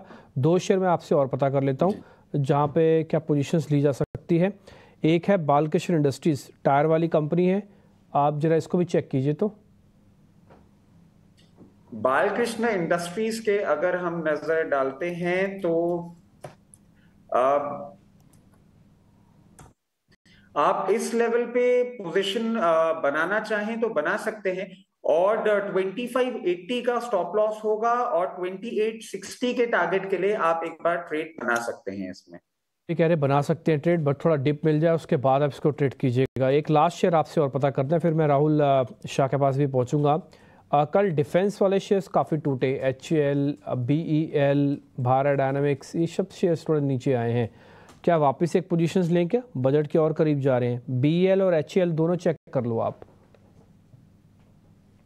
देखिए जिस तरीके से कल का एक करेक्टिव मूव था वो बजट के पहले आना थोड़ा सा डरा जरूर रहा था, और जिस तरीके से HCL ने अभी अपनी पोजीशन रखी हुई है एक अच्छे सपोर्ट के आसपास आ गया है, इसमें आप डेफिनेटली अगर प्री बजट मूव के लिए पोजीशन बनाना चाहें तो बना सकते हैं। 3380 का स्टॉप लॉस होगा और 3900 का पहला टारगेट होगा। Point taken. आपने काफ़ी सारे शेयर्स जल्दी जल्दी हमको बता दिए, इसके लिए शुक्रिया। राहुल सर के पास से पहुंचूंगा। राहुल जी, 2 चॉइस है आपके पास। मैं थोड़ा सा पैसा या तो सीमेंट के अंदर लगाऊंगा या मैं वापस से डिफेंस काउंटर्स में जाऊंगा। सीमेंट में एलोकेशन थोड़ा बढ़ाऊं प्री बजट, या फिर थोड़ा डिफेंस में बजट में एलोकेशन बढ़ाऊं? मेरे को सीमेंट भी काफ़ी अच्छा लग रहा है। सीमेंट तो डेफिनेटली मेरे ख्याल से आप देखें तो ये क्वार्टर के नंबर, अल्ट्राटेक के नंबर देखें तो शानदार नतीजे आए, और मेरे ख्याल से JK लक्ष्मी, अब देखें कोई भी सीमेंट स्टॉक्स देखिए तो मेरे ख्याल से सीमेंट तो मेरे ख्याल से नतीजे स्ट्रांग है और आने वाले क्वार्टर में भी स्ट्रांग रहेगा। और यूजुअली जनवरी मार्च वाला क्वार्टर हमेशा स्ट्रांग रहता है, तो मेरे ख्याल से सीमेंट नो ब्रेनर है यहाँ से। और मेरे ख्याल से डिफेंस की बात करें तो मेरे ख्याल से ये स्ट्रक्चरल स्टोरी है अभी डिफेंस की, it is not only for budget. तो मेरे ख्याल से ये जो गिरावट आई है, जैसे हम बात करें तो BEL लास्ट क्वार्टर के बहुत ही बेहतरीन नतीजे, लास्ट लगातार 3 क्वार्टर से शानदार नतीजे आते हुए देखने को मिला है BEL के अंदर। तो मेरे ख्याल से फर्स्ट प्रेफरेंस BEL रहेगा। सेकंड HCL भी हमने देखे recent price correction, again I am repeating, क्योंकि ये जो अपना डिफेंस एज अ सेक्टर है अभी एक आध क्वार्टर या एक बजट के लिए नहीं है। बजट में थोड़ा ठीक है, आपको थोड़ा मोमेंटम मिल सकता है, लेकिन ओवरऑल मेरे ख्याल से ये स्ट्रक्चरल ग्रोथ स्टोरी है। तो मेरे ख्याल से दोनों स्टॉक्स में मेरी राय रहेगी कि दोनों में पैसा लगाया जा सकता है। डन। राहुल, एक शेयर और भी है, जरा आपसे पता करना था, ये पेंट वाली कंपनीज ठीक लग रही है क्या आपको? Berger paint, Asian paint? मेरे ख्याल से एशियन पेंट देखे तो मेरे ख्याल से ये वैल्यूएशन में कभी हमने देखा था लास्ट 45 टाइम्स अर्निंग पे हमने देखा, आई थिंक लास्ट 4-5 सालों में हमने ये वैल्यूएशन एशियन पेंट में नहीं देखा है। तो मेरे ख्याल से डेफिनेटली यहाँ से बॉटम आउट जरूर हो रहा है वैल्यूएशन पर्सपेक्टिव का। हाँ, बात करें बाजार पी देता है ग्रोथ का, ग्रोथ हमने देखी नहीं है स्टॉक्स में, ये सभी पेंट कंपनीज के अंदर हुआ क्या है, लेकिन साइज बढ़ता हुआ कंपनी से कॉम्पिटिटर्स आते हुए ज्यादा देखे। पर मुझे लगता है यहाँ से जिस तरह से वैल्यूएशन पे अभी ट्रेड हुआ था, लास्ट 10 साल के पी के एवरेज देखे तो उससे मेरे ख्याल से 30% डिस्काउंट से चढ़ता हुआ ट्रेड करता हुआ देखने को मिला एशियन पेंट्स और लार्ज कैप निफ्टी स्टॉक्स। तो मेरे ख्याल से रिस्क वर्सेस रिवॉर्ड यहाँ पे अगेन एशियन पेंट में मेरे ख्याल से बाइंग की जा सकती है, ऐसा मेरा मानना है। पेंट्स में बाइंग की जा सकती है। ओपनिंग प्री ओपन के टिक्स आने लगे हैं और निफ्टी 60 अंकों पर फिलहाल दिख रहा है। देखते हैं कि किस तरह की शुरुआत होती है। 5 मिनट में ये सारे के सारे लेवल्स फ्रीज हो जाएंगे। उम्मीद करके चलेंगे कि आज भी अच्छी ओपनिंग आपको देखने को मिलेगी। कुछ शेयरों पर जरा व्यू लेते हैं। ध्वनि, पिरामल एंटरप्राइजेज नतीजे इसके आए थे तो कंपनी घाटे से मुनाफे में लौटी थी।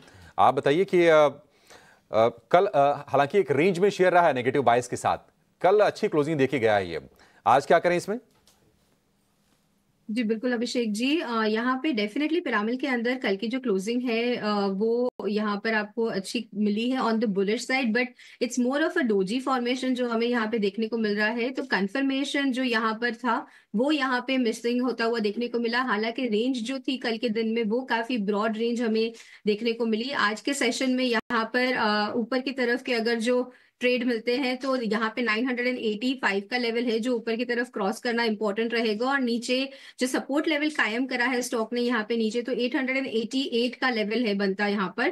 तो इस लेवल के पास से यहाँ पे स्टॉक के अंदर एक बाउंस एक्सपेक्ट कर सकते हैं। तो ओपनिंग की वेट करेंगे, उसके बाद नीचे की तरफ में अगर स्टॉक इन्हीं लेवल्स के पास से वापस से एक बाउंस लेता है तो इसके अंदर कोई भी एक ट्रेड बना के चल सकते हैं। एंटरप्राइजेस को लेकर ये व्यू। डिक्सन टेक को लेकर राहुल जी आपका व्यू चाहिए, चूंकि शेयर चला बहुत था, अब ये 20 से 25% ऊपरी स्तरों से नीचे आया है, नवंबर के स्तर के आसपास है डिक्सन टेक, बट अभी भी काफी वैल्यूएशन के हिसाब से महंगा शेयर है, पी 100 के ऊपर है। क्या आपका व्यू होगा, थोड़ा और नीचे जाए तो खरीदें या फिर अकोमोडेट करने का समय आ गया इसको? तो मेरा मानना है कि बाजार में आज काफी सारे, मैंने डिस्कशन भी स्टार्ट किया था, बताया कि काफी सारे लार्ज कैप स्पेस के अंदर अपॉर्चुनिटी और वैल्यूएशन काफी सस्ता, रिस्क वर्सेस रिवॉर्ड फेवरेबल है। तो मेरे ख्याल से जो पी घटते हुए देखने को मिला है, ग्रोथ आते हुए देखने को मिला है, और comfort in terms of price risk वो लार्ज कैप में देखने को मिला है। तो मेरा मानना है कि चॉइसेस अवेलेबल है, बेटर वैल्यूएशन, कंफर्ट है, ग्रोथ है, विजिबिलिटी ऑफ अर्निंग है। तो मेरे ख्याल से लार्ज कैप प्रेफर्ड प्रेफरेंस रहेगा। तो मैं अभी नियर टर्म के लिए डिक्सन अवॉइड की सलाह दूंगा। और गिरने दीजिए, तब शायद जाके एक और बेहतर भाव आपको शेयर मिल जाए।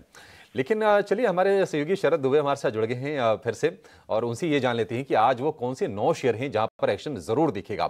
9 के नॉर्थ लेकर हाजिर है शरद बताइए।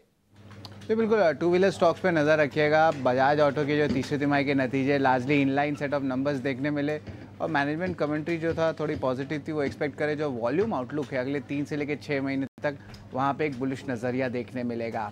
इसके अलावा टीवीएस मोटर्स की भी कॉन कॉल हुई, जहाँ पे उन्होंने ईवी सेगमेंट पे जो 3 व्हीलर कैटेगरी है वहाँ पे आने वाले महीनों में जो है डिमांड का एक्सपेक्टेशन है कि ज़्यादा बढ़िया होगा। रूरल सेगमेंट में भी अच्छी इंप्रूवमेंट देखने मिल रही है, और ओवरऑल एक्सपोर्ट मार्केट में भी बुलिश नज़रिया आ रहा है। आईटीसी पे भी नज़र रखिएगा। आईटीसी होटल्स जो है उनकी आम आज लिस्ट होने वाली है, और ब्रोकरेजेस का मानना है कि 140 से लेकर 200 रुपये प्रति शेयर तक आज लिस्ट हो सकती है। 361 वेल्थ एसेट मैनेजमेंट ने भी जो है कल स्टॉक में गिरावट देखने मिली। कंपनी ने कहा कि आईटी डिपार्टमेंट की जो है सर्च उनके प्रेमिसेस में चल रही थी मुंबई में, जो उनके कॉर्पोरेट ऑफिस है, और कंपनी ने स्पष्ट कहा कि जो बिजनेस ऑपरेशंस है अभी भी ऑपरेशनल नॉर्मल हैं। NTPC Tata power power producing stocks के लिए नेगेटिव न्यूज़ फ्लो है। मीडिया रिपोर्ट्स आ रही कि पावर प्रोड्यूसर्स को 1000 करोड़ रुपए तक का लॉस हो सकता है, क्योंकि सीआरसी जो उनकी रेगुलेटरी बॉडी होती है, उन्होंने जो पेमेंट्स है उसको बाहर कर दिया करने के लिए जब तक प्लांट शुरू नहीं हो जाते। होम फर्स्ट फाइनेंस की बात करें तो बोर्ड की अप्रूवल आई है 1250 करोड़ रुपए की रेस करने के लिए क्यूआईपी के जरिए। और वही जेएसडब्ल्यू इंफ्रा की बात करें तो कंपनी ने अपनी कैपेक्स गाइडेंस बढ़ा दिया है, पहले 30,000 करोड़ था, अब उसको बढ़ा के 39,000 करोड़ कर दिया। वही यूटीआई एएमसी की बात करें तो कमज़ोर तीसरे तिमाही के नतीजे आ रहे हैं, और प्रॉफिट जो है लगभग 19% साल दर साल यहाँ पे गिरावट देखने मिला है। जेफरीज की बात करें, हमारा 8वां स्टॉक रहेगा। केन्सटेक्स, यहाँ पे उन्होंने अपग्रेड कर दिया है, 22 से पहले होल्ड था, जो टारगेट प्राइस है हालांकि 6,950 से गिरा के 5,400 रुपये कर दिया है। यहाँ पे उनकी एक्सपेक्टेशन है कि ये जो है बैकवर्ड इंटीग्रेटेड प्लेयर है ईएमएस सेगमेंट में, और कोर ऑपरेटिंग मार्जिन की बात करें तो 14 से लेकर 15% तक का, यानी कि पीएस से ज़्यादा है। तो बुलिश नज़रिया केन्स का बन रहा है जेफरीज के द्वारा। और आखिरी स्टॉक की बात करें जो हमारा बिग बोल्ड ब्रोकरेजेस है, यहाँ पे जेफरीज की रिपोर्ट आई है, और ये है आईजीएल पे। यहाँ पे इन्होंने अपग्रेड कर दिया है बाई पे। पहले ये अंडर परफॉर्म रेटिंग था और लक्ष्य 505 रुपये का था, पहले जो है इसके लक्ष्य 295 रुपीज़ का था। कंपनी जो है वॉल्यूम ग्रोथ जो है, लॉन्ग टर्म एलएनजी कॉन्ट्रैक्ट जो है अच्छे भाव पे अट्रैक्टिव प्राइसेस पे लाई है। और इसके अलावा ईपीएस फॉरकास्ट जो है उसको भी बढ़ा दिया गया, 50% के ऊपर कर दिया गया अगले 2 साल के लिए।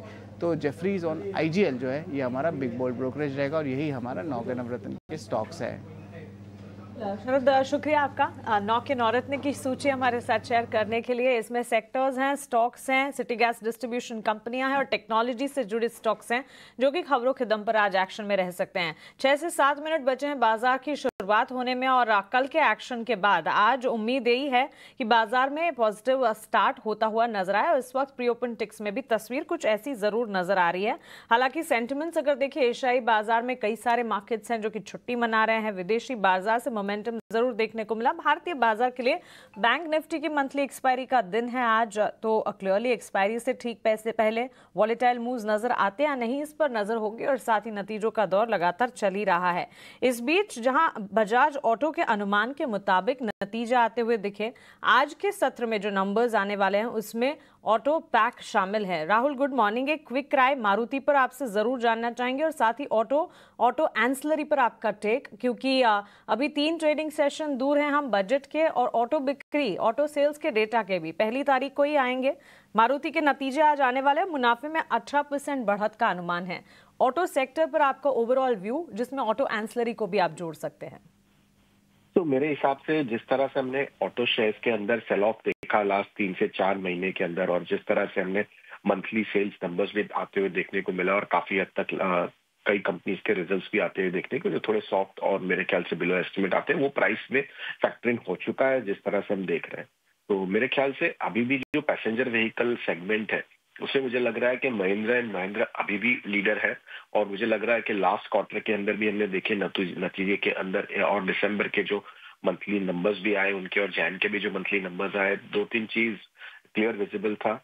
इन्वेंट्री पाइलअप नहीं था, उसके अंदर रूरल में स्ट्रॉन्ग डिमांड थी, कार पैसेंजर व्हीकल के लॉन्च में बुकिंग्स काफी स्ट्रॉन्ग थी उनके देखने को मिले विदाउट एनी डिस्काउंट, जिस तरह से कंपेयर टू मारुति और हुंडई के हमने देखने के लिए मिला है। थर्डली आई थिंक जिस तरह से हमने देखा है कि tractor demands also were quite strong. तो मुझे लग रहा है कि ये पैसेंजर व्हीकल प्ले और या ऑटो प्ले के अंदर बेस्ट प्ले एमिनेम हो सकता है। यहाँ से recent correction again adds good value from this level. तो मेरा मानना है कि महिंद्रा बेटर हो सकता है compare to other passenger vehicle play.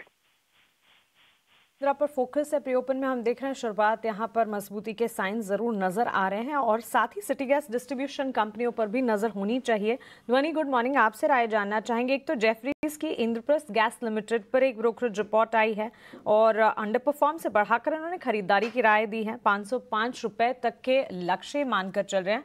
और महानगर गैस लिमिटेड MGL पर भी राय होनी चाहिए क्योंकि नतीजे आए थे, ठीक ठाक सेट ऑफ नंबर्स जरूर देखने को मिले हैं।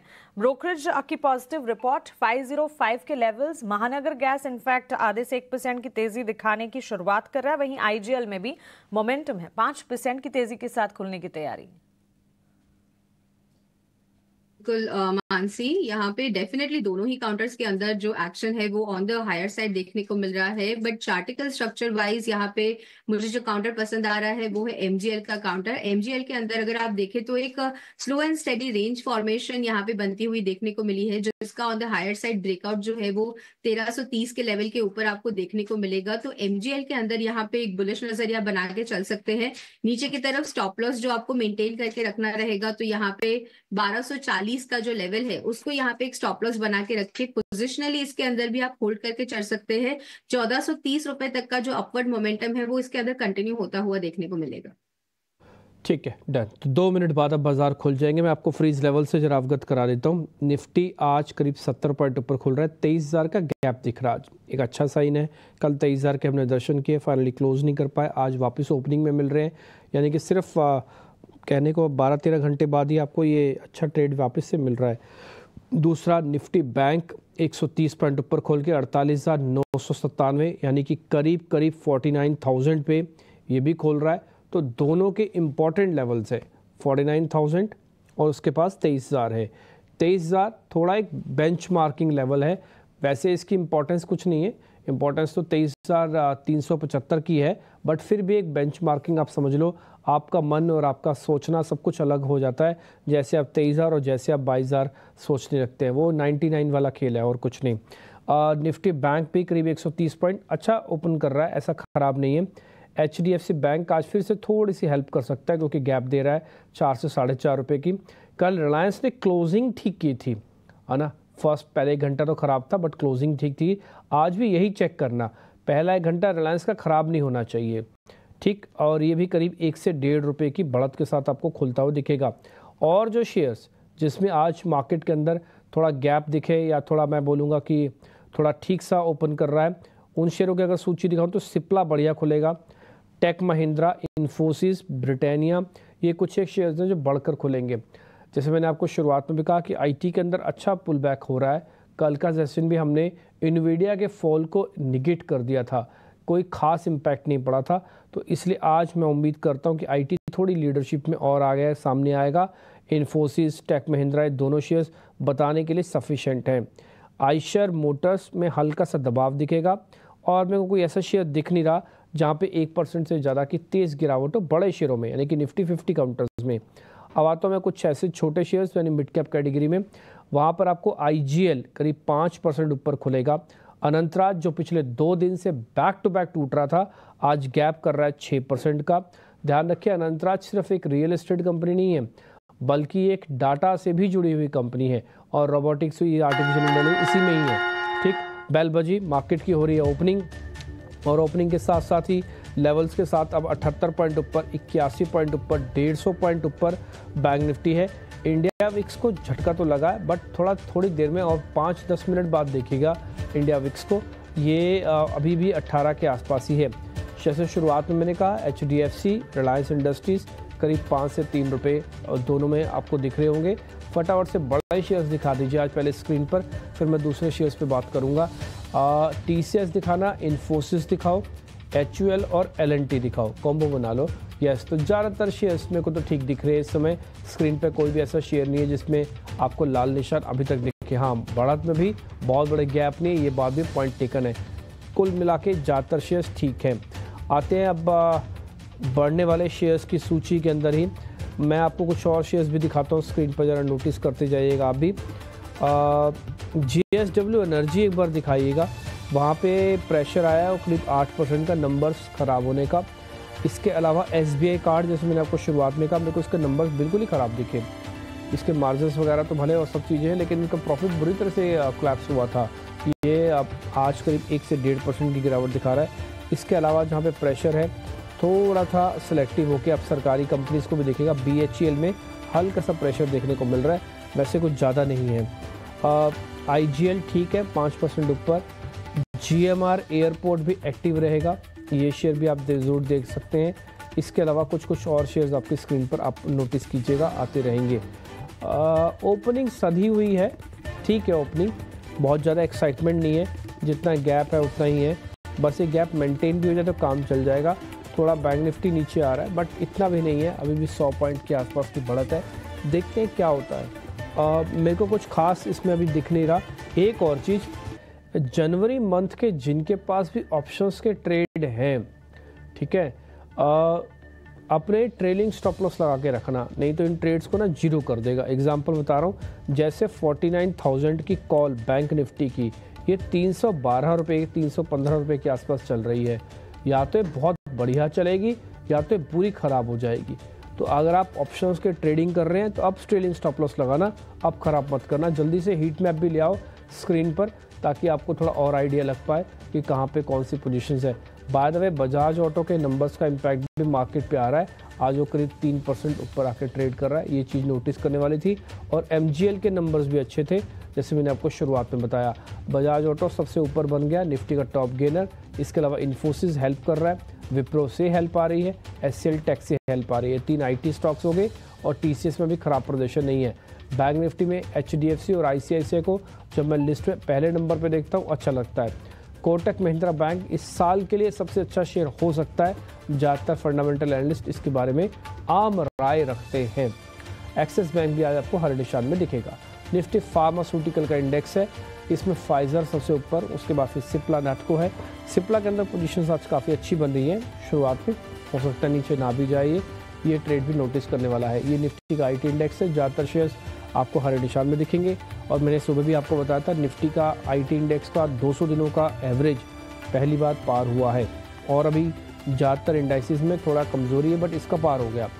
निफ्टी रियल एस्टेट के अंदर सिलेक्टिव होने की ज़रूरत है। गोदरेज प्रॉपर्टीज़ आज ध्वनि पटेल ने आपको दिया है, अभी 0.26% के आसपास है, ज़्यादा कमज़ोर नहीं है, बट हाँ हल्का सा लाल निशान के साथ अभी खड़ा हुआ है। थोड़ा वेट एंड वॉच करना, ठीक है।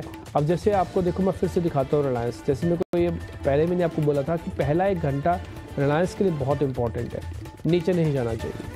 अभी रिलायंस स्लाइटली 3-4 रुपये जो बढ़त थे वो भी खो रहा है अपनी, फिर भी वेट एंड वॉच करो। अभी कोई ऐसा कोई एकदम से एग्रेशन या एकदम से डिप्रेशन ऐसा तो अभी मेरे को कुछ नहीं दिख रहा। थोड़ा वेट एंड वॉच करके आप आराम से ट्रेड कीजिएगा, वैसी कोई दिक्कत नहीं है। अब मेरे सहयोगी मेहमानों के साथ कनेक्ट करके आपके सामने शेयर्स रखेंगे।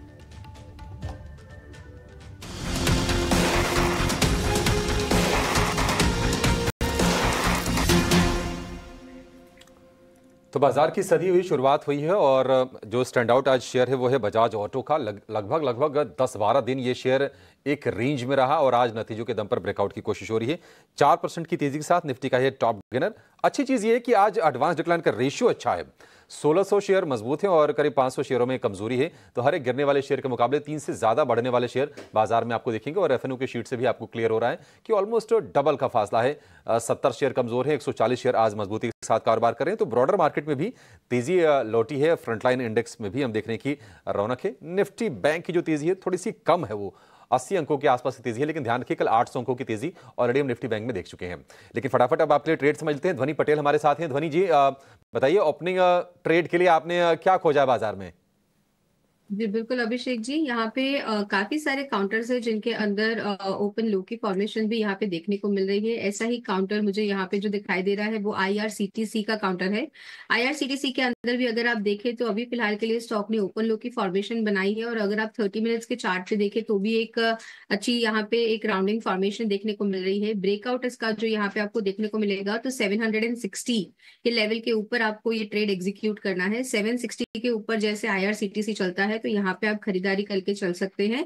770, 775 के टारगेट्स के लिए आप इसको खरीद के चले। नीचे की तरफ स्टॉप लॉस जो मेंटेन करे आप नीचे, तो यहाँ पे 748 का लेवल बनता है जो आपको स्टॉप लॉस की तरह मेंटेन करना है, बट वोलेटिलिटी को ध्यान में रखते हुए स्ट्रिक्टली 760 के ऊपर ट्रेड को एग्जीक्यूट करें।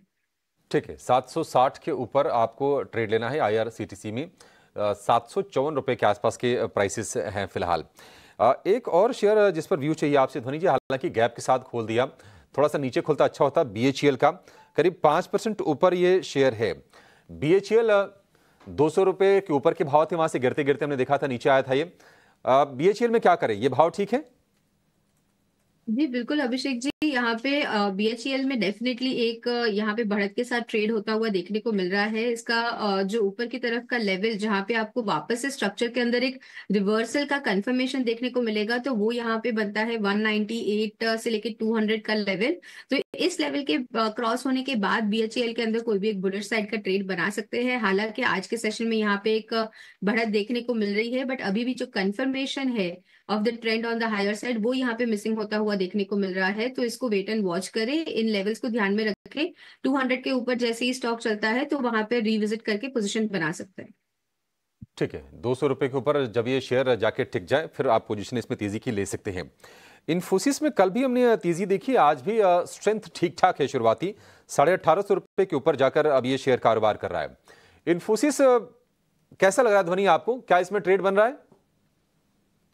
जी बिल्कुल, IT काउंटर्स के अंदर डेफिनेटली एक बाइंग एक्शन यहाँ पे देखने को मिल रहा है। इन्फोसिस के अंदर भी अगर हम देखें तो सबड्यूड बाइंग एक्शन जो है वो द बुलिश साइड देखने को मिल रहा है।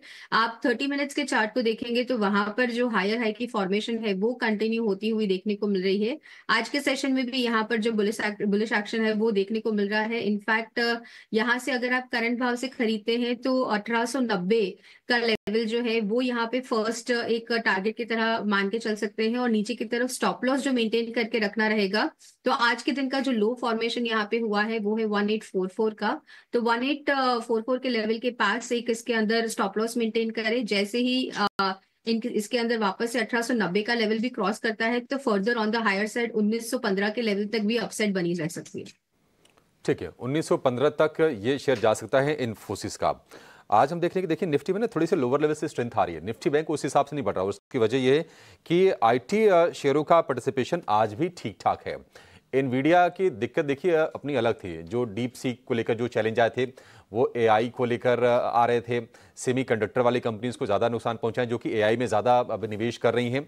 भारतीय आईटी कंपनीज और सर्विसेज कंपनी ज़्यादा असर आना नहीं था और आया भी नहीं। इन्फोसिस आज ऊपर है। विप्रो में आप तेजी देखेंगे 1.5% के आसपास की। टीसीएस, एचसीएल टेक, ये सारे के सारे शेयर आज आपको मजबूती के साथ कारोबार करते हुए दिखाई देंगे। इसके चलते निफ्टी में थोड़ी सी स्ट्रेंथ और बिल्ड हो रही है। वहीं एक और शेयर जो लोगों के फोकस में है और काफी ज्यादा गिरा है, कल हमने थोड़ी सी इसमें बाइंग आते हुए देखी, वो है टाटा मोटर्स का। कितना कन्विक्शन है आपका शेयर को लेकर?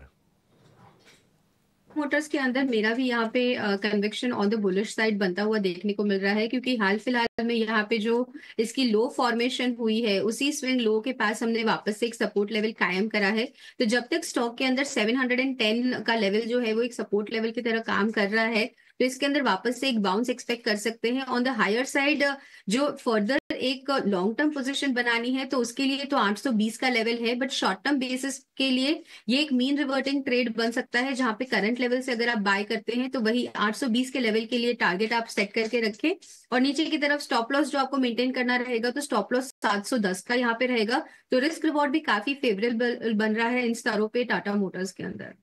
ओके, खरीदारी 820 तक के लक्ष्य यहाँ पर देखने को मिल सकते हैं। 710 का एक स्टॉप लॉस जरूर आपको लगाना होगा। 732 के लेवल्स पर हम देख रहे हैं टाटा मोटर्स में इस वक्त कामकाज 23,000 के पार खुल चुके हैं हम। स्लाइट ग्रीन ट्रेंड और इस वक्त भी ट्रेंड जो है कायम है। बैंक निफ्टी में भी गैप अप ओपनिंग 49,000 मार्क के ऊपर शुरुआत। सेक्टर स्पेसिफिक बाजार को अगर देखें, आईटी टॉप सेक्टोरल गेनर है जिस पर लगातार हम बातचीत भी कर रहे हैं। आईटी सेक्टर चाहे फिर वो बड़ी दिग्गज हो या छोटी मझौली कंपनी हो, मोमेंटम के साथ इस वक्त कामकाज। एलएनटी टेक्नोलॉजी सर्विसेज पर फोकस होना चाहिए, परसिस्टेंट सिस्टम पर फोकस होना चाहिए। मिड कैप आईटी प्लेस भी हैं जो कि इस वक्त फोकस रेडार पर आ रहे हैं। पीएसयू बैंक स्लाइटली यहाँ पर गिरावट हाथ लगी है, of course dragged by bank of India और इसके अलावा कुछ तमाम बैंक्स से जुड़े स्टॉक्स। लेकिन मिड कैप और स्मॉल कैप में इस वक्त हम देख रहे हैं स्लो एंड इवेंचुअल लेकिन मूव्स जो हैं बनते हुए नजर आ रहे हैं। इस बीच सेक्टर स्पेसिफिक और मेजर कंट्रीब्यूटर्स की भी अगर बात करें, सबसे आगे निफ्टी में contribution Infosys, Bajaj auto, TCS, LNT, HCL technologies जैसे काउंटर्स दिखा रहे हैं। On the flip side consumption आज पीछे है। HUL, Tata consumer, ITC, Britannia, चारों के चारों स्टॉक सबसे आगे जो कि बिकवाली का दबाव झेल रहे हैं और इसी के साथ जेएसडब्ल्यू स्टील को भी इसी लिस्ट में जोड़ना चाहिए। तो बाजार की तस्वीर कुछ ऐसी दिख रही है। एफएमसीजी यानी कि कंजम्पशन को छोड़ दीजिएगा, इसके अलावा हर सेक्टर में मजबूती की चाल। आईटी यहां पर सबसे आगे है। Auto, energy, pharma, PSU bank, real estate और साथ ही मेटल पैक पर भी मजबूती कायम है। लेकिन तेजी के इस दौर में एक्शन जहां बाजार में नजर आ रहा है, हमारे साथ कुणाल बोथरा भी जुड़ गए। आइए उनसे जानते हैं कैसे देख रहे हो मार्केट्स को, कैसे रीड कर रहे हैं, स्ट्रैटेजाइज क्या करेंगे। गुड मॉर्निंग कुणाल, बताएं। शुरुआत अच्छी हुई है, कल भी एक्शन हमने देखा, उम्मीद की किरण कह सकते हैं बाजार ने कल से दिखाना शुरू किया है। महज 3 ट्रेडिंग सेशन बचे हैं बजट को लेकर, कैसे देख रहे हैं मार्केट की चाल को आप? तो आई थिंक रिकवरी काफ़ी स्ट्रॉन्ग है। 2 दिन से अगर हम देखें तो और फाइनली एक रिलीफ रैली जो हम टेक्स्ट बुक में देखते थे, आई थिंक वो फाइनली हमें देखने को मिल रही है। बट कितना लास्ट करेगा, कब क्या, बिकॉज 2 मेजर इवेंट्स है, बजट और आरबीआई पॉलिसी नेक्स्ट 1 वीक में। विक्स जो है वो अभी भी 18-19 के आसपास ट्रेड कर रहा है। हिस्टोरिकली विक्स बजट के आसपास में, जस्ट प्रीवियस बजट की बात करें तो 16-17 पे आके विक्स कहीं पे सेटल हो गया था। तो ये भी एक इंडिकेट कर रहा है कि मार्केट थोड़ा सा ज़्यादा हायर एक्सपेक्टेशंस ऑफ वॉलिटिलिटी में जा रहा है इन दोनों इवेंट्स में, और उसी वजह से हम देख रहे हैं कि जो इंट्राडे स्विंग्स है इंडेक्स के वो सेटल नहीं हो पा रहे हैं। हम 1-1.5% के ब्रॉड रेंज पे चल रहे हैं इंट्राडे मूवमेंट में इंडाइसेस में। तो वो जनरली अबाव नॉर्मल या स्लाइट अबाव पार रेंज है इंडेक्स की। तो मेरा मानना है कि जब तक ये रेंज सेटल नहीं होगी, वो इंडिया विक्स के लिहाज से हो सकती है, तब तक मुझे ऐसा लगा कि मार्केट में थोड़ी सी वॉलिटिलिटी बनती रहेगी। इंपॉर्टेंट पॉइंट है जो हमने कल देखा था डेटा पॉइंट में, कल हमने फर्स्ट टाइम एफआई की पोजीशंस में शॉर्ट अनवाइंडिंग देखी थी। तो ऑलमोस्ट 10% की कॉन्ट्रैक्ट्स अनवाइंड हुई थी लास्ट 2 दिन में। 4 लाख कॉन्ट्रैक्ट से करीबन 3,50,000 के आसपास पहुंच चुका है नंबर, तो ये एक स्ट्रॉन्ग इंडिकेशन है कि हो सकता है मार्केट में एक शॉर्ट कवरिंग की वेव आ सकती है, वो शायद मार्केट को सेटल कर दे जल्दी से। Okay, short covering wave anticipated है, वॉलेटाइल मूव जरूर दिख सकते हैं और इसी के चलते कॉशियस जरूर रहें, लेकिन टेक्सचर जो है पॉजिटिव जरूर देखने को मिला है। कुणाल, फिर स्टॉक स्पेसिफिक रिकमेंडेशंस आपकी तरफ से क्या होंगे? तो मैं यहाँ पे पहला स्टॉक सजेस्ट करूंगा मनप्पुरम फाइनेंस। मुझे ऐसा लग रहा है कि बहुत ही बढ़िया चार्ट बनके नजर आ रहा है मनप्पुरम फाइनेंस। स्टॉक ने एक मेजर पार्ट लास्ट 3 से 4 महीनों में एक काफ़ी अच्छी वॉलेटिलिटी को एब्जॉर्ब कर दिया है। 190-195 के आसपास स्टॉक ट्रेड कर रहा है। मेरा मानना है कि स्टॉक अपने नेक्स्ट पड़ाव 200 के लेवल्स को क्रॉस करने के लिए शायद काफ़ी स्ट्रांगली मार्च कर सकता है। 205 का यहाँ पे टारगेट रख सकते हैं मनप्पुरम फाइनेंस में, स्टॉप लॉस यहाँ पे रख सकते हैं 190 का। और सेकंड स्टॉक जो मैं सजेस्ट करूँगा वो रहेगा SBI कार्ड्स। स्टॉक हालांकि 1.5% डाउन है, बट अगर हम इसकी चार्ट पैटर्न देखें तो बहुत ही ज़्यादा स्ट्रॉन्ग ब्रेकआउट है, consolidation breakout, flag pattern breakout, काफ़ी सारे बुलिश पैटर्न्स हम SBI कार्ड्स पे भी देख रहे हैं। तो इस पर भी मैं बुलिश रहूँगा। मेरे एक्सपेक्टेशन है कि स्टॉक यहाँ से करीबन 780 से 800 के लेवल्स को क्रॉस कर सकता है। ठीक है, 800 के लेवल्स को क्रॉस कर सकता है। हालांकि नतीजों में कंसर्न जरूर नजर आए, लेकिन SBI कार्ड्स पर फोकस रहना चाहिए। और Kunal, in fact gold financing counters बाजार खुलने के साथ मेरे लिस्ट पर भी थे। US फेड की पॉलिसी से ठीक पहले सोने चांदी में, प्रेशियस मेटल्स में खरीदारी हम देख रहे हैं और गोल्ड फाइनेंसिंग में भी एक move on positive side. Manappuram finance focus radar पर कुणाल के। Exide industries battery manufacturer company further investment plan कर रही है कुणाल 300 करोड़ का अपनी आर्म एक्साइड एनर्जी सॉल्यूशंस में, और खबर है जिसका एक इम्पैक्ट जरूर देखने को मिला है। शुरुआत बाजार की हुई, इसी के साथ साथ शार्प अपसर्ज और ये तेजी जो है बिल्कुल कायम 3-3.25%।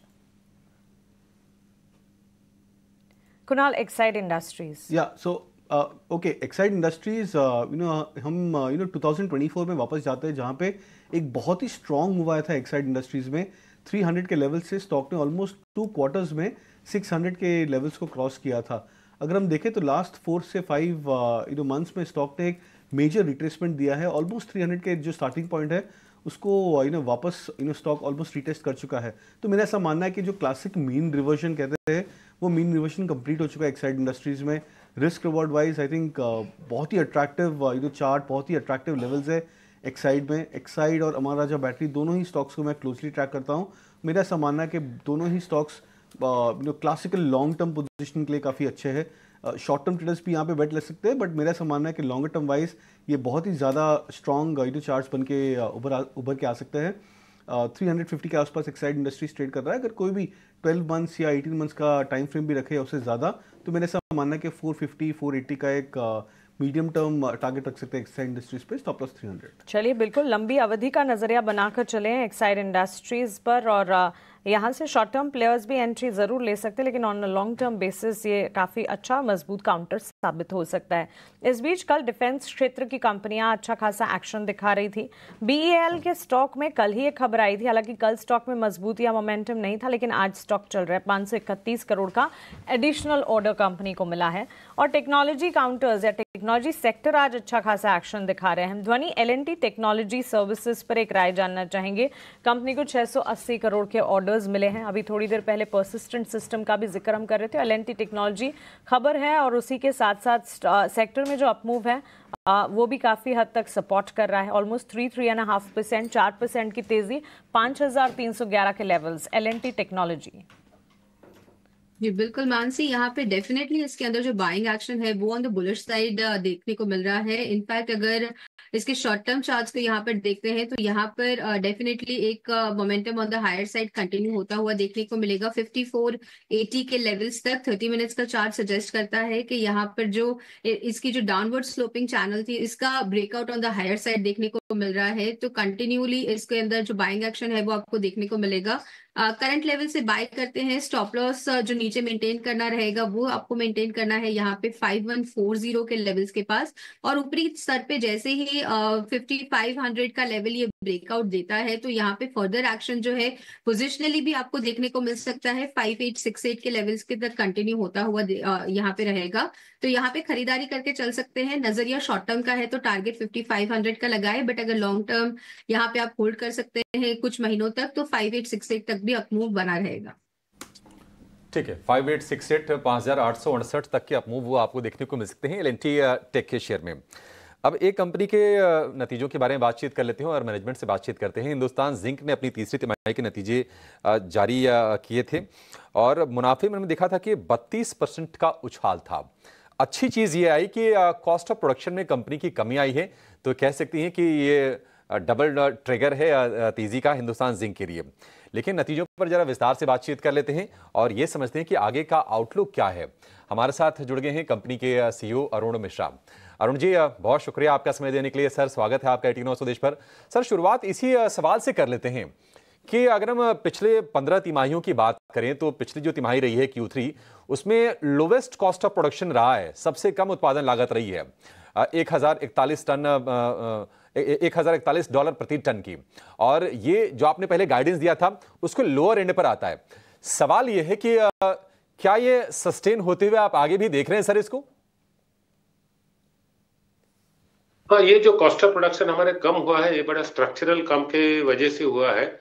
हमने केवल हमारी जो पावर प्लांट है जिसमें ज्यादातर करीब 70% पहले इंपोर्टेड कोल से चलता था, उसको हमने कन्वर्ट किया है। अब हम लोग करीब 45 से 50% डोमेस्टिक कोल के साथ चला पाते हैं, उससे भी कॉस्ट घटा है। उसके ऊपर से हमने जो रिन्यूएबल एनर्जी का कॉन्ट्रैक्ट किया था, जैसे मैंने प्रॉमिस किया था इससे पहले कि हर महीना कुछ ना कुछ नया कैपेसिटी ऐड होता रहेगा और उसका बेनिफिट मुझे मिलेगा, वो मिला है। और इस साल का अंत तक करीब 13 से 15% हमारे जो एनर्जी है वो रिन्यूएबल एनर्जी से आएगा। आने वाला साल में लगभग 25-26% होगा और उसके बाद वाला साल में बढ़कर के 50% हो जाएगा। तो इसके वजह से हमारे कॉस्ट आने वाला टाइम में और तेजी से घटता रहेगा। हम जब प्रोडक्शन का एक्सपेंशन करेंगे जरूर उसका बेनिफिट मुझे मिलेगा फिक्स्ड कॉस्ट के रूप में। तो अल्टीमेट गोल है $1000 पर टन का कॉस्ट में जाने के लिए, ताकि हमारे जो एबिटा मार्जिन है वो बराबर के लिए 50-52% में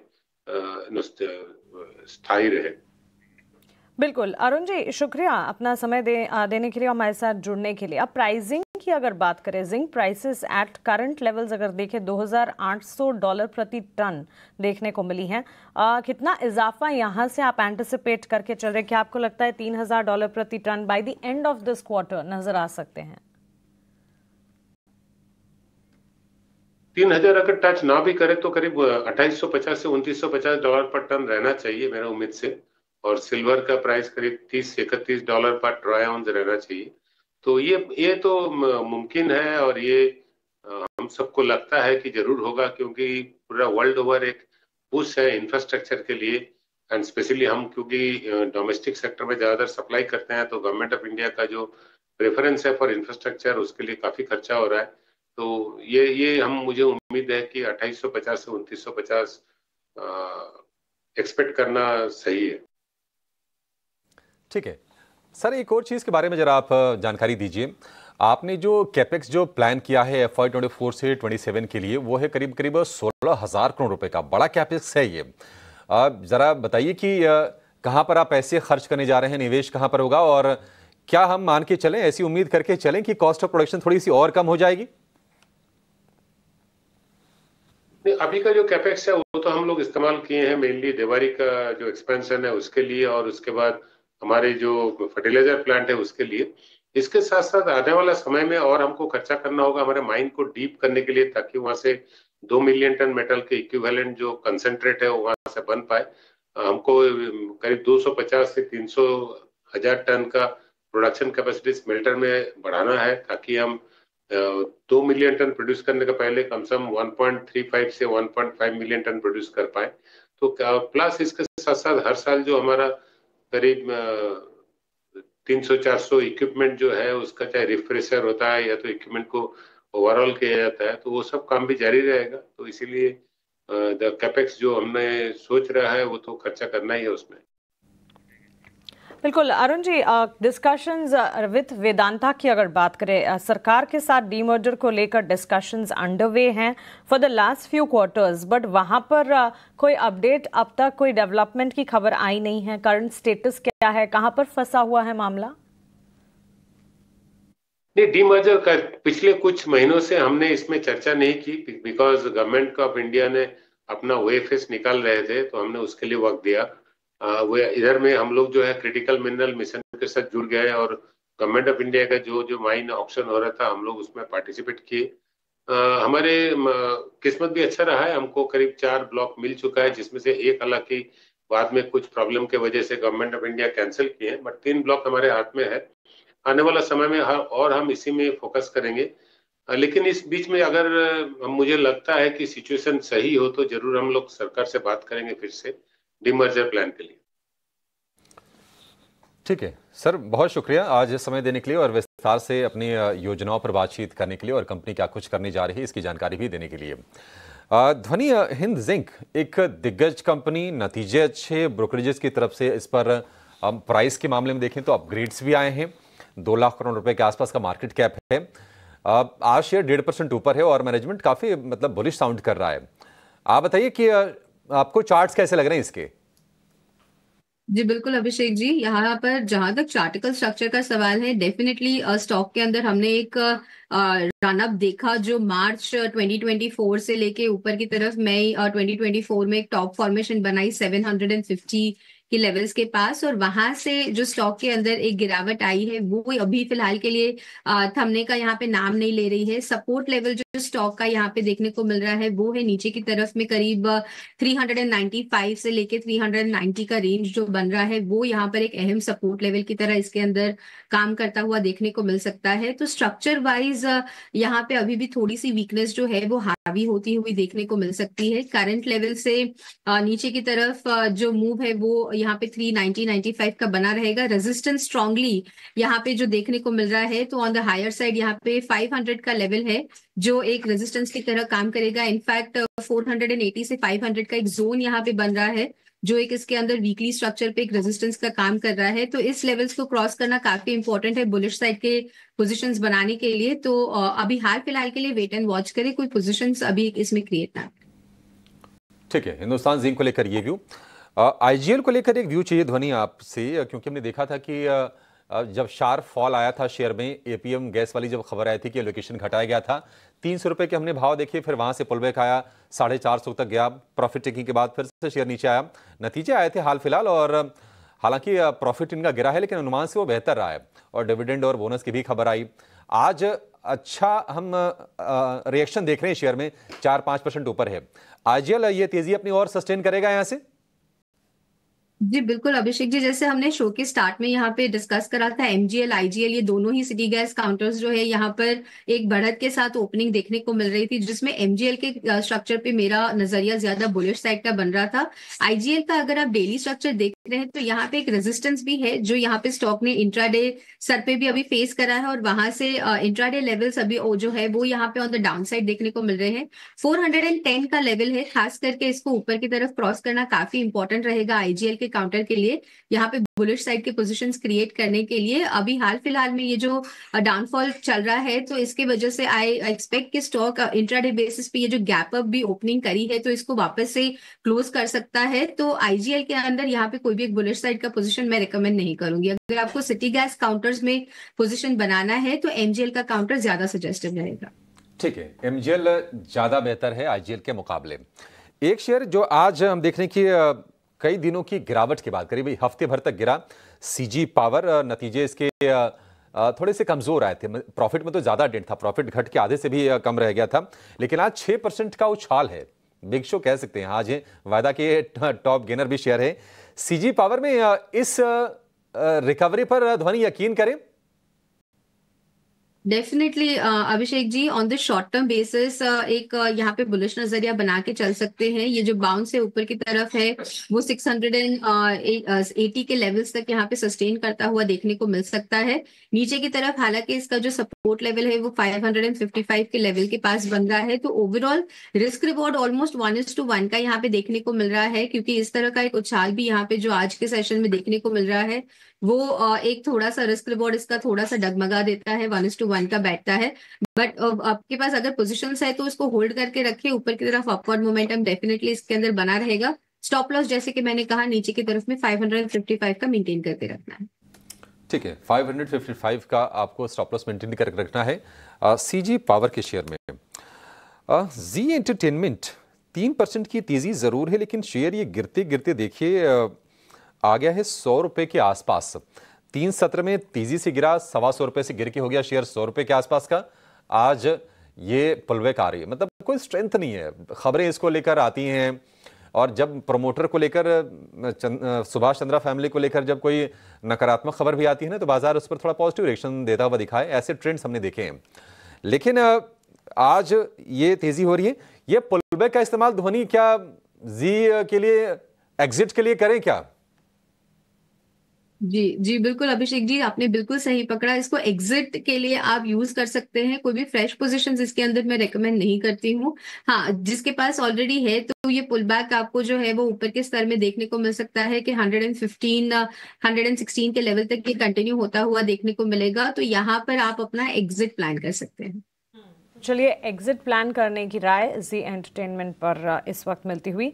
स्टॉक में मूव है और इस मूव को इस स्टॉक से बाहर निकलने के लिए इस्तेमाल किया जाए। लेकिन आज जहां जहां नंबर्स आने वाले हैं उनके अनुमान कैसे दिख रहे हैं, इस पर भी एक फोकस होना चाहिए। बजाज ट्विंस को पुल अप करते हुए बजाज फाइनेंस के आज नतीजे आने वाले हैं। उम्मीद यही लगाकर चल रहे हैं कि नेट इंटरेस्ट इनकम के आंकड़े में करीब 22% का इजाफा देखने को मिलेगा। मुनाफे के फ्रंट पर भी 16% के मूव्स नजर आ सकते हैं। नेट इंटरेस्ट मार्जिन जो है फ्लैट रहने का अनुमान है तिमाही आधार पर। वहीं क्रेडिट कॉस्ट में बढ़ोतरी का अनुमान, असेट क्वालिटी में हल्की सी कमजोरी की संभावना है। All in all positive stance इस वक्त नजर आ रहा है बजाज फाइनेंस और साथ ही बजाज फिनसर्व पर भी एक नजर होनी चाहिए। इसके अलावा मारुति सुजुकी, टाटा मोटर्स पर तो फोकस है ही। ऑटो पैक में आज हम एक्शन भी देख रहे हैं और दोनों ही कंपनियों के नंबर्स भी आज एंटिसिपेटेड है। लेकिन बजाज फाइनेंस करंट लेवल्स में जो मजबूती नजर आ रही है, ध्वनि से कैसे प्ले आउट किया जाए? जी बिल्कुल मानसी, यहाँ पे डेफिनेटली बजाज फाइनेंस के अंदर ये जो मोमेंटम है वो आपको बुलिश साइड का देखने को मिल रहा है। इनफैक्ट इसका डेली स्ट्रक्चर जो है वो मुझे काफी इंटरेस्टिंग लगता है, क्योंकि स्टॉक एक रेंज के अंदर आपको प्ले करता हुआ देखने को मिल रहा है। और ये रेंज जो आपको देखने को मिल रही है काउंटर में, वो सिंस 2021 इसी रेंज के अंदर काउंटर प्ले आउट करता हुआ देखने को मिल रहा है। हालांकि कई बार स्टॉक ने यहाँ पे on the down side breakdown दिया है, बट वापस उसी रेंज के अंदर ऑन द लोअर साइड 6500 6480 का जो लेवल है उसको हम एक सपोर्ट लेवल स्ट्रांगली यहाँ पे मान रहे हैं। और रेजिस्टेंस जो है वो यहाँ पे काफी स्ट्रांगली देखने को मिल रहा है 7800 के लेवल्स के पास। तो अभी फिलहाल के लिए मैं कोई इसमें एक बुलिश साइड की पोजीशन रेकमेंड नहीं करूंगी। रेंज के ब्रेकआउट होने के बाद इसके अंदर एक बुलिश पोजीशन बना सकते हैं, क्योंकि करंट लेवल से on the higher side resistance जो है वो काफी क्लोज है। और सपोर्ट लेवल जो आपको देखने को मिल रहे हैं स्मॉलर टाइम फ्रेम पे, वो यहाँ पर नीचे की तरफ में बनते हुए देखने को मिल रहे हैं 7360 के लेवल के पास। तो रिस्क रिवॉर्ड अभी फेवरेबल नहीं बनेगा। हाँ, जिनके पास पोजीशंस है वो उसको होल्ड कर सकते हैं। ऊपर की तरफ 7800 के लेवल्स के पास प्रॉफिट बुकिंग की सलाह रहेगी। पोजीशंस हैं तो ये राय जरूर, लेकिन नई पोजीशंस के लिए इंतजार करें। नतीजों के साथ साथ एक बार नंबर्स कैसे आते हैं इस पर फोकस, और उसके बाद कोई पोजीशंस की यहाँ पर डिसीजंस लिए जा सकते हैं। देखिए, निफ्टी में इनफैक्ट ये automobile pack, Bajaj finance, Maruti, Tata Motors के नंबर्स है, लेकिन वायदा बाजार की भी लंबी फहरिस्त है आज जो कि नतीजे आने वाले। इसमें SRF, KPIT technologies, camps, Ambuja cement जैसे काउंटर्स शामिल हैं जिनके नतीजे आ जाएंगे और नतीजों के साथ साथ ये स्टॉक्स भी रिएक्ट करते हुए नजर आ सकते हैं। इस बीच ब्रॉडर मार्केट्स पर एक फोकस होना चाहिए। मिड कैप इंडेक्स में करीब 1000 अंकों की मजबूती नजर आ रही है और इस मजबूती में IT सेक्टर से जुड़े हुए स्टॉक्स जैसे पर्सिस्टेंट, फर्टिलाइजर स्पेस से जुड़े स्टॉक्स जैसे fact, Exide industries, IGL, Oracle financial services, IRB infra. So clearly सारे के सारे पॉकेट्स हैं जो कि परफॉर्म कर रहे हैं और मिड कैप इंडेक्स में इस वक्त जबरदस्त एक्शन जरूर देखने को मिल रहा है। आइए नरेश मिरानी को जोड़ते हैं, उनसे जानते हैं कि इस वक्त मार्केट में उनकी रीडिंग क्या कहती है। गुड मॉर्निंग नरेश, बताएं कैसे देख रहे हैं मार्केट के आज के सेंटिमेंट्स को आप, और स्टॉक स्पेसिफिक क्या सुझाएंगे आप? अगर हम देखें जो करेक्शन हुआ है निफ्टी 23,000 है, बट अगर हम स्टॉक स्पेसिफिक देखें तो small cap index almost budget day लो पर आ गया था जब निफ्टी करीबन 21,300 से 22,000 थी। तो निफ्टी 23,000 पे होगी, बट लास्ट 3 दिन के जो फॉल आया है उसमें काफी स्टॉक्स 20 से 22,000 के रेंज में आ गए। तो यहाँ से बाउंस बैक बनता है mid cap small cap category में ओवरऑल, एंड जो मोमेंटम है वो तो बजट के बाद ही आएगा। स्टॉक स्पेसिफिक रिकमेंडेशन अभी भी थोड़ा डिफेंसिव रहूंगा। सबसे पहले बाय रहेगा इंडस टावर पर, जहां पे एक डबल बॉटम बन चुका है 320 के आसपास। स्टॉक ने ब्रेकआउट मूव दिया था, रीटेस्ट किया 350 को, फिर से एक मूव 380 की तरफ आ सकता है, स्टॉप लॉस होगा 345। दूसरा बाय रहेगा कोटक बैंक पर, जिसने फाइनली एक स्ट्रेंथ दिखाया लॉन्गर टर्म चार्ट्स में भी। 5 साल से रिटर्न कुछ खास है नहीं उसका, और काफी रेंज बाउंड रहा है। अर्निंग्स के बाद जो गैप अप हुआ है वहां पे वो सस्टेन कर रहा है, वो इंडिकेशन है कि मोमेंटम जारी रह सकता है। यहाँ से स्टॉप लॉस होगा 1850, टारगेट होगा 2000 का। ओके इस बीच फेयर इंडिकेटर इंडिया विक्स पर भी नजर होनी चाहिए, वहां पर मजबूती अब भी है। और आईटीसी होटल कारोबार डीमर्जर के बाद अलग से लिस्टिंग आईटीसी होटल्स की इस वक्त आपके स्क्रीन पर लिस्टिंग प्राइसेस हम लेकर आएंगे। अलग से लिस्टिंग आईटीसी होटल्स की 188 रुपए के दाम पर ये लिस्टिंग इस वक्त देखने को मिल रही है, ये जो कि अलग से हो रही है। आईटीसी के स्टॉक प्राइस पर भी इसी के चलते नजर होनी चाहिए। एनएसई पर 180 रुपए प्रति शेयर पर यह सेटल होता हुआ देखने को मिला है, और बीएसई पर भी ऑलमोस्ट 180-188 के लेवल्स हैं जिस पर हम देख रहे हैं बीएसई पर 188 रुपए प्रति शेयर पर लिस्ट होता हुआ आईटीसी होटल्स। लेकिन इस बीच ये एक्सचेंज एंसिलरी काउंटर्स जो है Naresh, BSE limited, CAMS, MCX, DSL, BSE limited में कल एक एंट्री अपॉर्चुनिटी बनी और आज स्टॉक जो है अच्छी खासी मजबूती दिखा रहा है। इसके अलावा कैम्स के नतीजे हैं आज, नतीजों से ठीक पहले जो मोमेंटम बिल्टअप हो रहा है, कैसे देख रहे हैं इन स्टॉक्स को आप?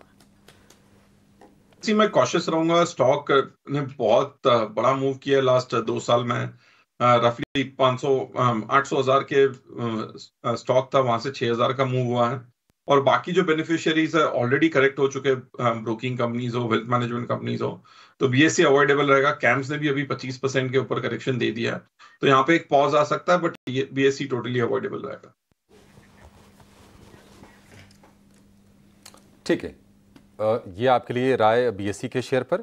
बाजार की बात करें तो देख रहे थोड़ी सी स्ट्रेंथ बढ़ते हुए आपको दिखाई देगी, खासतौर से निफ्टी में, क्योंकि अब 111 अंकों पर है, 80 अंकों पर है। थोड़े से वॉलेटाइल भी हो रहे हैं ऊपरी स्तरों पर बाजार, लेकिन चिंता बाजार के लिए ये है कि इंडिया विक्स आप देखिए अब करीब करीब 18.5 के आसपास का इंडिया विक्स आपको दिखेगा, और ये 2% ऊपर फिलहाल आपको कारोबार करते हुए दिखा देगा। ये बाजार के लिए टेंशन की चीज़ है। लेकिन नतीजों पर बातचीत करने के लिए हमारे साथ जुड़ गए हैं रूट मोबाइल के सीईओ गौतम बडालिया। गौतम जी, बहुत शुक्रिया आपका समय देने के लिए। स्वागत है आपका 18 स्वदेश पर। रेवेन्यू हमने देखा कि 6% बढ़े हैं, और इसके पीछे जरा रीजन बताइए, और क्या हम उम्मीद करके चलें कि जो बढ़ोतरी का जो ट्रेंड है, जो मौजूदा तिमाही चल रही है, इसमें भी ये जारी रहेगा? Thank you for having me on the show. So ये Q3 हमारे लिए बहुत ही एक स्टेलर क्वार्टर था, जहां पे हमने 15.6% YOY ग्रोथ डेमोन्स्ट्रेट किया, और quarter on quarter it was about 6%। So I mean आप अगर सीपैस इंडस्ट्री में हमारे कॉम्पिटिटर्स को देखेंगे, बहुत फ्लैटिश ग्रोथ वो डेमोन्स्ट्रेट कर रहे हैं। बहुत सारे ग्लोबल कॉम्पिटिटर्स हैं जो I think single digit growth कर रहे हैं, एंड जहां वहीं पे हम industry leading growth at 15.6% demonstrate किया है। एंड जिसमें अभी तक हमारे पास बहुत बड़ी बड़ी जो हमने डील्स विन करी है, लाइक माइक्रोसॉफ्ट, इन्फोसिस, उसका थ्रूपुट अभी तक पूरी फुल तरफ से आया नहीं है। सो वी बिलीव कि हम यही रफ्तार और यही ग्रोथ की रफ्तार will continue to drive, and over the next 3 years 15% CAGR growth, I think that would be the ambition for the management. Okay साथ ही इनफैक्ट गुड मॉर्निंग, और अगर आपकी कंट्रीब्यूशन की बात करें, ओवरऑल रेवेन्यू कंट्रीब्यूशन में इंडिया रीजन में ऑलमोस्ट 51% इंडिया रीजन से ही कंट्रीब्यूशन रेवेन्यू की तरफ से आता हुआ दिख रहा है। डाइवर्सिफिकेशन के किस तरह से प्लान्स करके आप चल रहे हैं? क्या इंडियन मार्केट में डिपेंडेंसी कम करने की कोशिश होगी, और अगर हाँ तो कौन से एरियाज, कौन से ज्योग्राफीज हैं जहां पर ग्रोथ पोटेंशियल आपको नजर आते हैं? नहीं तो as a portfolio Route Mobile मतलब काफी मात्रा में आई थिंक ग्लोबली अच्छा डाइवर्सिफाइड है। इमर्जिंग मार्केट में we have the widest and the मतलब बहुत अच्छा हमारा पेनिट्रेशन है to emerging markets. India over the last few years हमारा मार्केट शेयर बढ़ता गया है, एंड इसलिए इंडिया का कंट्रीब्यूशन आई थिंक और वो काफी तेजी से बढ़ रहा है। आई मीन पोर्टफोलियो से तेजी से हमारा मार्केट शेयर बढ़ रहा है, इसलिए वो पाई, इंडिया का पाई आई थिंक अभी 51% हो चुका है। But having said that, I think some of the large global clients जो यूएस ओरिएंटेड हैं, and because of this Proximus global integration, हमें लगता है कि ये सब यूएस वाले जो हेडक्वार्टर्ड क्लाइंट्स हैं उनसे टुवर्ड्स इमर्जिंग मार्केट्स जो ग्रोथ आएगी उसका एक काफी बड़ा मात्रा I think we should be able to tap, considering now we have footprint across the globe, including I mean हमारी sister concern company Telesign की presence US में है, so that will really help us now tap into opportunities जो पहले हम tap नहीं कर पा रहे थे अप्रोप्रिएटली। ठीक है। So develop market concentration should increase meaningfully going forward. Gautam ji, एक आखिरी सवाल मैं देख रहा था कि आपके पास जो कैश है दिसंबर तक वो करीब करीब 7,500 करोड़ रुपए का है, तो ये बता पाएंगे जरा कि इस्तेमाल इसका कहाँ करने जा रहे हैं? ग्रोथ के लिए करेंगे, एक्विजिशन के लिए करेंगे, शेयर होल्डर को भी क्या इसे रिवॉर्ड करने की कोशिश करेंगे? क्या प्लान्स हैं आपके? नहीं, वो 7,500 करोड़ नहीं, वो 750 करोड़ है। बट हमारा एक डिविडेंड पॉलिसी जो हमने मतलब इन्वेस्टर्स को और सारे स्टेक होल्डर्स को भी हैव अनाउंस्ड कि 20% ऑफ द पैट जो हम बनाएंगे एनुअली वो हम as a shareholder return will distribute that. So वो है। प्लस आई थिंक हम थोड़े बहुत I think product line expansion through acquisition भी हम एक्सप्लोर कर रहे हैं। सो थोड़ा I mean some portion of the cash will be used towards some of these bolt on acquisitions. And balance, I think opportunistically we keep hunting for big opportunities. So we will keep decent amount of cash balance with us as a war chest, जिससे हम थोड़ी inorganic strategies को भी pursue कर पाएं। Okay, Gautam बहुत शुक्रिया आपका हमारे साथ जुड़ने के लिए, सवालों के जवाब देने के लिए, और आने वाले क्वार्टर्स के लिए आपको ढेरों शुभकामनाएं। Thank you. ठीक है, चलिए रूट मोबाइल के मैनेजमेंट से हम विस्तार से उनके नतीजे और साथ ही बिजनेस एक्सपेंशन प्लान्स पर बातचीत कर रहे थे। नतीजे कंपनी के कल आए, जहां पर कंपनी के रेवेन्यूज़ में ऑलमोस्ट 6% की बढ़ोतरी तिमाही आधार पर देखने को मिली।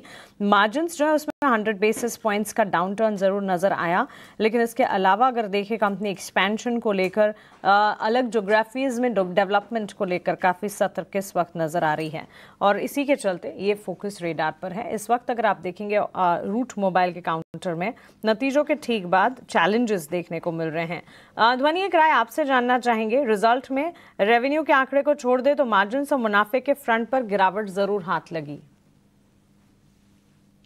डेफिनेटली मानसी, यहाँ पे ओवरऑल काउंटर का जो चार्टिकल स्ट्रक्चर भी है वो यहाँ पे वीकनेस दिखा रहा है। इनफैक्ट अगर आप देखें तो स्टॉक के अंदर जो यहाँ पे गिरावट है वो 2021 के बाद ही नीचे की तरफ ही हावी होती हुई देखने को मिली है। हाल फिलहाल में डेफिनेटली एक रेस्पाइट देखने को मिला था वापस 2024 में, जहाँ पे 1940 का लेवल स्टॉक ने रिविजिट करा था, और वहां से वापस जो है वो फर्दर डाउनसाइड का मोमेंटम जो है वो कंटिन्यू होता हुआ देखने को मिल रहा है। अगर आप टॉप से देखें तो ऑलमोस्ट यहाँ पर जो फॉल है वो आपको 30% प्लस की फॉल यहाँ पे ऑलरेडी इसके अंदर आ चुकी है। वीकली स्ट्रक्चर पे भी अगर हम देख रहे हैं तो सपोर्ट लेवल इसका जो है वो यहाँ पे देखने को मिल रहा है करीब 1050 की लेवल्स के पास। तो chartical structures definitely on the weak side है यहाँ पर, और momentum on the down side ही इसके अंदर बना रह सकता है। ठीक है, तो मार्केट में आप देखें तो करीब करीब अब हम आधा घंटे से ज़्यादा समय निकाल चुके हैं। निफ्टी के अंदर आपको 23,000 का लेवल ब्रेक होते हुए नहीं दिखेगा आज भी, क्योंकि आज का जो लो बना है वो बना है 22,976 का। Majority of the time Nifty 23,000 के ऊपर निकाल रहा है, तो it's a good sign. Market के अंदर अटेम्प्ट है, उसमें काफ़ी हद तक मैं वेटेज आईटी को भी दे सकता हूँ। आईटी के अंदर भी आज थोड़ा पोजीशंस हमको ठीक बनती हुई दिख रही हैं। इसके अलावा अगर आप चेक करना चाहें तो आईटी के अलावा कुछ शेयर्स और भी हैं जहाँ पे आज थोड़ी स्ट्रेंथ है। अब बैंक निफ्टी पे आते हैं, यहाँ पे थोड़ी वॉलेटिलिटी है, ध्यान रखिएगा। वॉलेटिलिटी बैंक निफ्टी में एक्सट्रीम रहेगी। कल थोड़ा मूवमेंट आया था, पुट कॉल रेशियो 0.95 तक पहुँच गया, जो कि फेयर वैल्यू होता है। उसके बाद 2 ही दिन में 2 एवरेजेस भी एक ही दिन में ठीक भी हो गई थी, 5 और 10 दिन की एवरेज। 40% का शॉर्ट्स की कवरिंग हो गई थी एक ही दिन में। तो कल बैंक निफ्टी के अंदर जो हुआ ना वो बहुत अच्छे से हुआ था, इसलिए बैंक निफ्टी थोड़ा साइडवेज भी जा सकता आज, बट निफ्टी के अंदर थोड़ी कोर स्ट्रेंथ है। इसलिए जो भी ऑप्शंस का ट्रेडर हो वो आज बैंक निफ्टी में ना बल्कि निफ्टी वाले हिस्से में ज़्यादा ट्रेड करे तो ज़्यादा बेहतर है। सीरीज क्लोज कर रहे हैं फिर भी अभी भी डिस्काउंट आपको दिख रहा है। ध्वनि पटेल, जरा 2-4 शेयर आपसे और पता कर लेता हूँ मैं भी, और उसके बाद फिर आपको भी हम थैंक यू करेंगे। लेकिन उससे पहले जहाँ जहाँ भी लॉन्ग पोजीशंस बनी हैं एक बार ज़रा मैं वो आपके सामने रखता हूँ, फिर आप ज़रा बताइएगा कि क्या करना है उसमें। हाँ, रोल ओवर के हिसाब से भी बता सकते हैं आप। आईटी में तो कुछ ऐसा कुछ खास दिख नहीं रहा वैसे। ये पेटीएम जरा चेक करना मैम, 793 पे चल रहा है। पेटीएम? जी बिल्कुल डिम्पी जी, यहाँ पे पेटीएम का जो काउंटर है वो नीचे एक सपोर्ट लेवल जो है उसके पास अभी फिलहाल चलता हुआ दिखने को मिल रहा है। 760 का लेवल जो है वो यहाँ पर एक सपोर्ट लेवल की तरह काम कर रहा है। इनफैक्ट ये एक पॉइंट ऑफ पोलैरिटी भी है। इन लेवल्स को ही हमने यहाँ पे रिविजिट करा था अक्टूबर 2024 के अंदर, जहाँ पर एक रेजिस्टेंस बनता हुआ देखने को मिल रहा था, जो कि अब एक सपोर्ट लेवल की तरह काम करता हुआ देखने को मिल रहा है। तो 760 का लेवल खास करके ध्यान में रखें, ये लेवल सपोर्ट की तरह काम करता हुआ देखने को मिलता है। तो स्टॉक यहाँ पे वापस से एक बाउंस दिखाएगा ऊपर की तरफ में। यहाँ पे जो लेवल बन रहे हैं वो 880 के हैं, तो 760 के सपोर्ट के साथ आप पेटीएम के अंदर लॉन्ग कर सकते हैं। ठीक है, हालांकि मैं एक शॉर्ट का भी शेयर पूछना चाहता था, बट उससे पहले कल की क्लोजिंग मन्नापुरम की अच्छी थी, आज भी बढ़िया चल रहा है। आपको मन्नापुरम ठीक लग रहा है क्या? एक बार जरा ये भी चेक कर दो आप।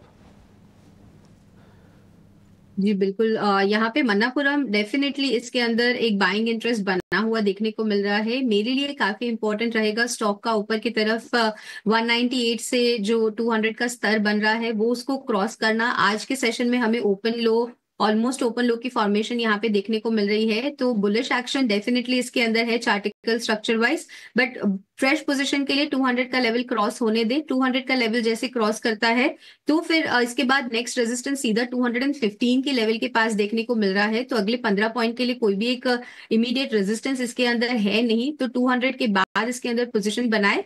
स्टॉप लॉस उस पोजिशन के लिए नीचे की तरफ जो आपको मेंटेन करके रखना रहेगा तो 194 का है। ओके ठीक है, जो 2-4 शेयर मेरे को पता करने थे वो मैंने आपसे पता कर लिए। अच्छा ध्वनि, एक बार जरा ध्वनि को विंडो पे रखना। ध्वनि, आप जो ये डिम्पी जी बोलते हैं ना, ये बहुत अच्छे से बोलते हैं, मैं कई बार इसकी तारीफ भी कर चुका हूँ। मैं भी आज आपको थैंक यू वैसे ही करना चाहता हूँ। थैंक यू ध्वनि जी, थैंक यू, बहुत बहुत शुक्रिया। आज आपने टाइम निकाला, आज आपने थोड़ा हमारे लिए ज़्यादा टाइम निकाला, इसके लिए बहुत बहुत शुक्रिया। अच्छा बाय द वे, आप